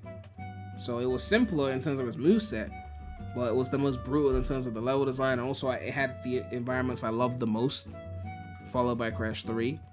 So again, if you're not gonna have the moveset, you gotta compensate the level design. And then, on the topic of Crash, right? On the topic of Crash, look at Crash 4. When we go back to moveset, this is why this shit's so important. The amount of shit you can do in Crash 4. They give you the mask abilities, which can enhance your moveset even further. But even as base moveset, you got the double jump, you got the slide, you've got the bounce, you can bounce off of the crates. He's so acrobatic in his moves. You could do a slide jump to go higher, then do a double jump, and then spin, and then like, you feel free as a character. Like, you feel like you can do whatever you want. I don't know. Moveset is important. Challenge is important. That's why Crash 4 was fun, because they respected the player.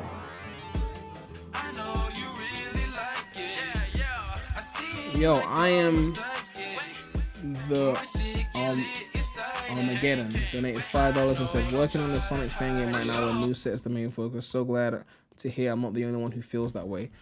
Yeah, I mean, that's what I'm saying. Like, Crash 4 unbelievably hard to 100%. Oh yeah, the crates were ridiculous. But yeah, Crash 4 Cortex Castle, man, that shit was lit.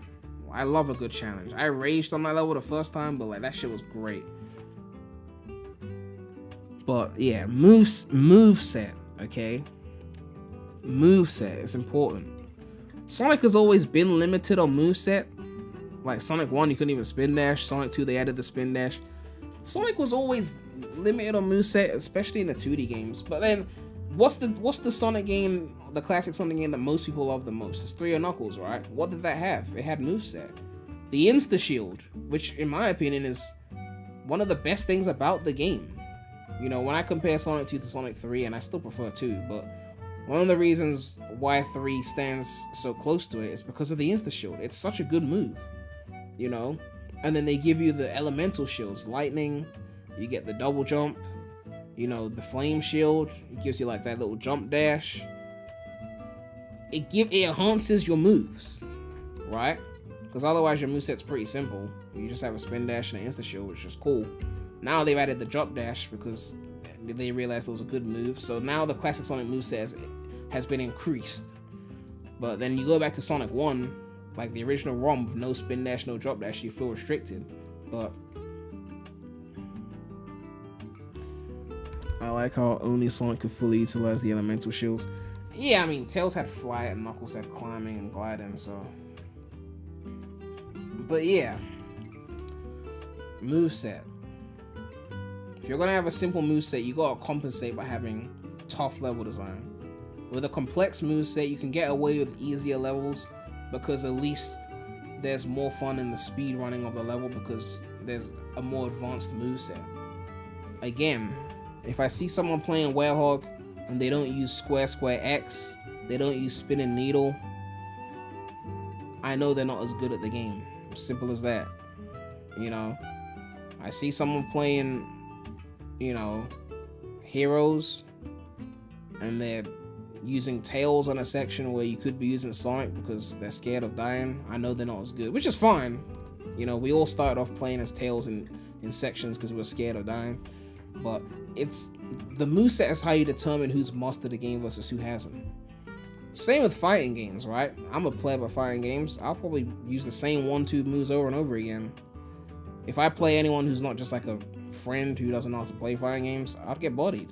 You could beat your friends in a casual thing, but go online with that 2 movesets, they'll show you who's boss, and that's how it should be, right? You go and learn the moves, then you two can be in the upper echelons. The moves are there to show who's more invested, right? I'm not saying prevent those who learn the moves from being able to play, but there should be a clear separation from those who know how to play on a higher level and those who don't, you know.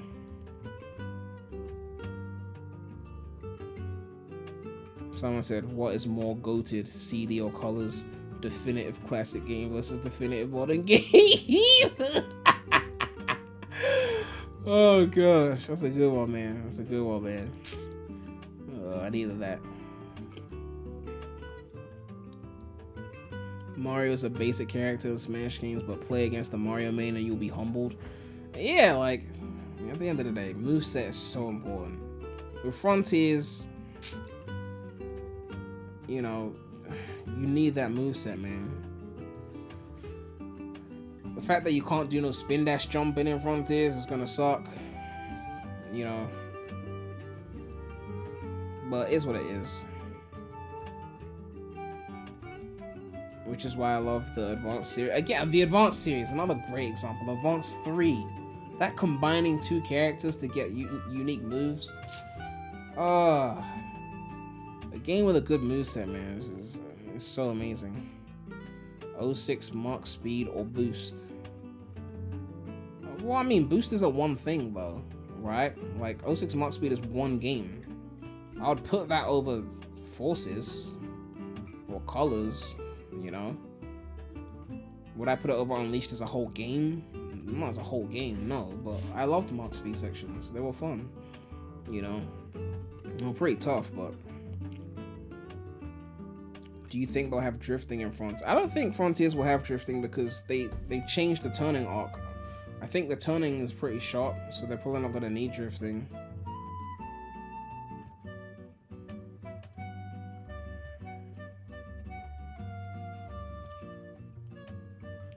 What happened to the light dash and light speed attack? Well, the light dash is in Frontiers. The light speed attack is not the same thing, or you mean the one where it does the enemies? I don't know.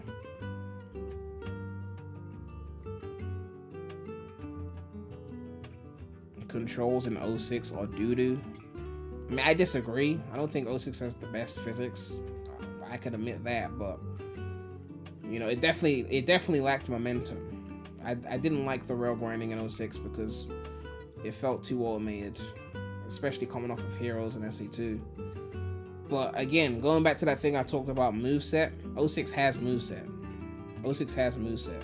Not only do you get to play as multiple characters on the same stage, but Sonic himself has moves, you know. I mean, you got the basic shit like the running around and then the bounce attack, but then 06 was the first. Yo, Sega's become a member of the Sonic Worshippers. Thank you for becoming a member, supporting the channel.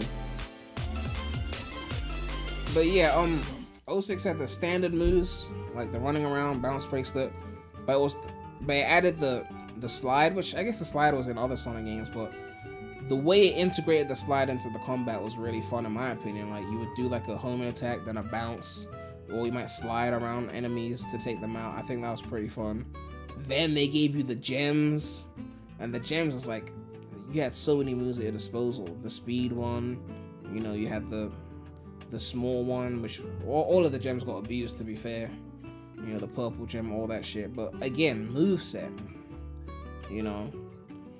So Heroes had moveset, 06 had moveset, SA1 and 2 had moveset.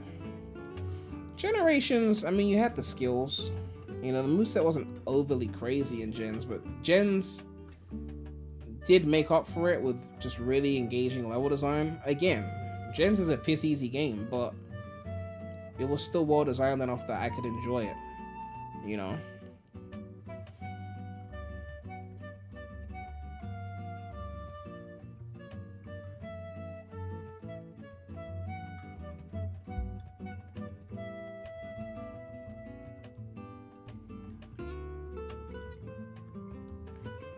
What do I think of Rush Adventure? It's cool, not as good as the original Rush. They definitely babied the game a little bit because they were mad that people died on the first Rush. So they babied it. Plus the whole pirate thing made it less cool. than the original Rush, which was just way more funky with the Nagamura soundtrack and all that shit. So Rush Adventure, it was cool. Marine is a fucking annoying comp. Good game, but inferior to the original Rush.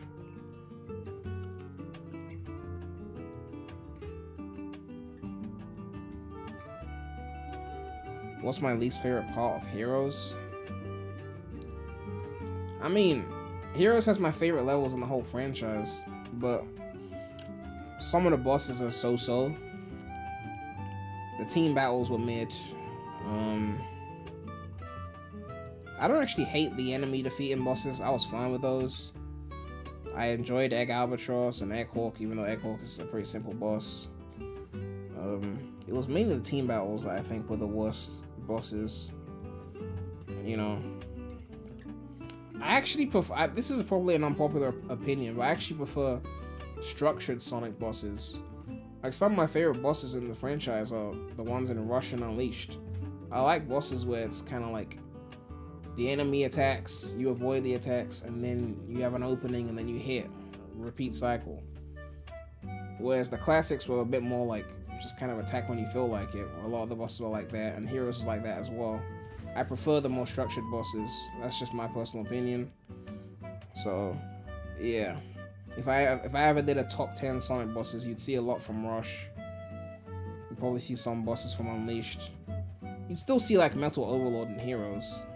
You know, that would be there. King Boom Boo was a pretty lit boss. Egg Genesis 06 is a pretty lit boss. Thoughts on Lost World 3DS? Don't like it. Rush had some of the best boss fights in the series. Oh my god, like the Bomber Barbara boss, what's his name, Egg King? You guys don't understand. No 2D Sonic game is touching Rush. Like, I mean that shit. Like, oh my god, you don't. Oh my god. Rush is so good and it gets slept on. It pisses me off. It's so. How are you gonna sleep on such a goated game like that? I mean, obviously because they don't re-release shit. But like, this game.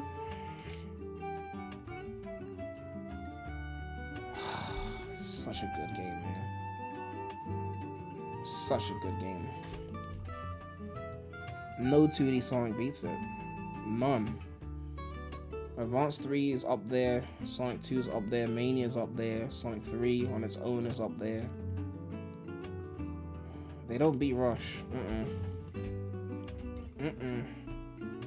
When Rush came out, people loved it. I mean, people did love Rush. Let's not get it twisted. Rush was critically acclaimed. Okay?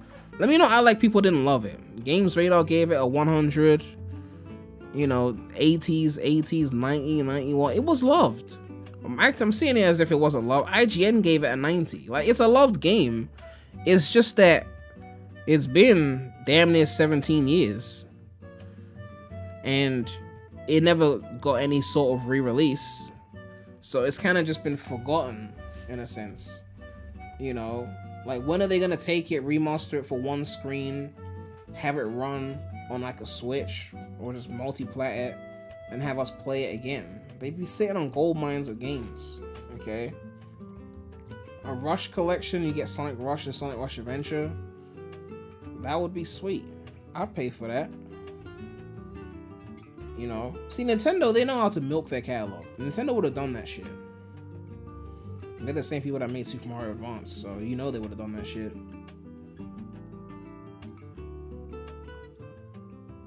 Whoever says Colors DS is Rush 3 have bad takes. Like the CD boys. Yeah, Colors DS is not Rush 3. That's ridiculous. It's ridiculous. Just because it's dimps and on the DS doesn't make it Rush 3. It's Colors. It's got Whis. It doesn't have the trick system. Doesn't have the focus on Blaze. It's not Rush 3. Relax.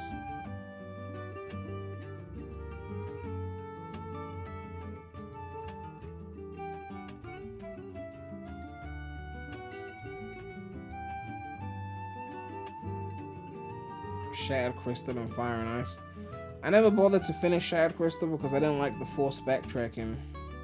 Fire and Ice I actually enjoyed, but they needed to hold off on the automation a little bit. There were some sections that even holding right would have been better than them just playing themselves. At least let me hold right. And what else? The soundtrack was forgettable with Fire and Ice. I feel like a better soundtrack and removing a bit of the automation could have made it a bit better, but I enjoyed Fire and Ice. It wasn't... The Fire and Ice mechanic was fun.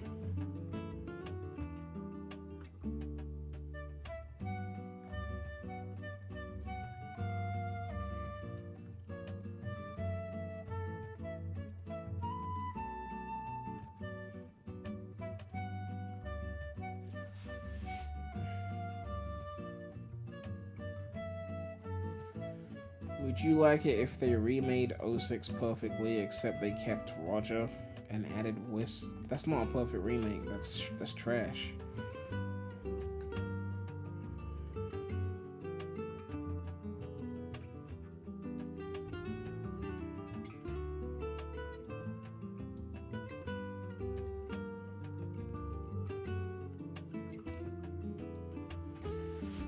Ugh.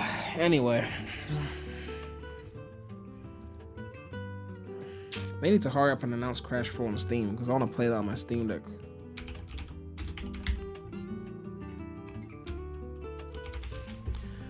Anyway, the poll has spoken.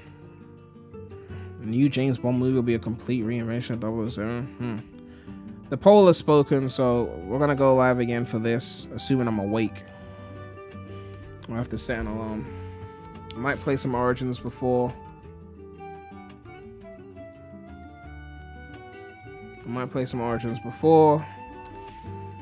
But yeah, Frontiers is Frontiers. It'll be better than Forces, but how much better? Only time will tell. I don't think I have much else to say.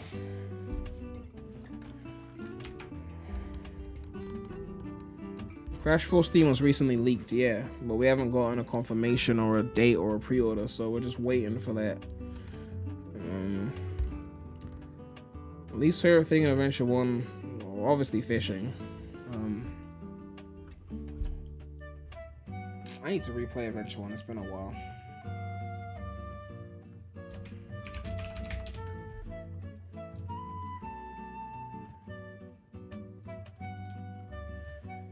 Anyway, yeah. My voice is dead. I'm starving, so.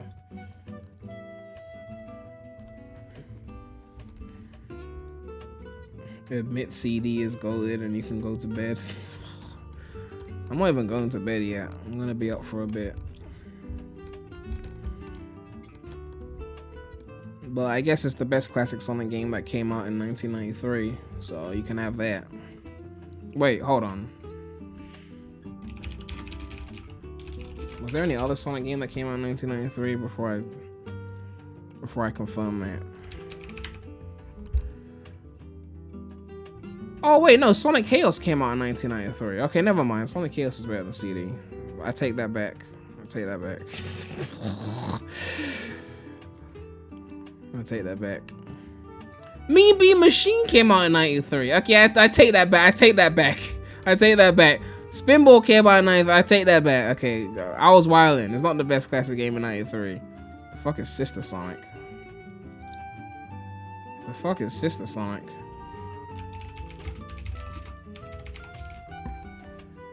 Lost cancelled 1993 Sonic game.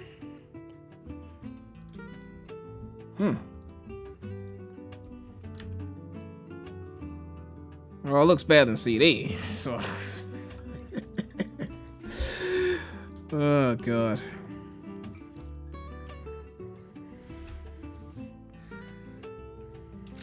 I miss Mean Bean. I need to play that again.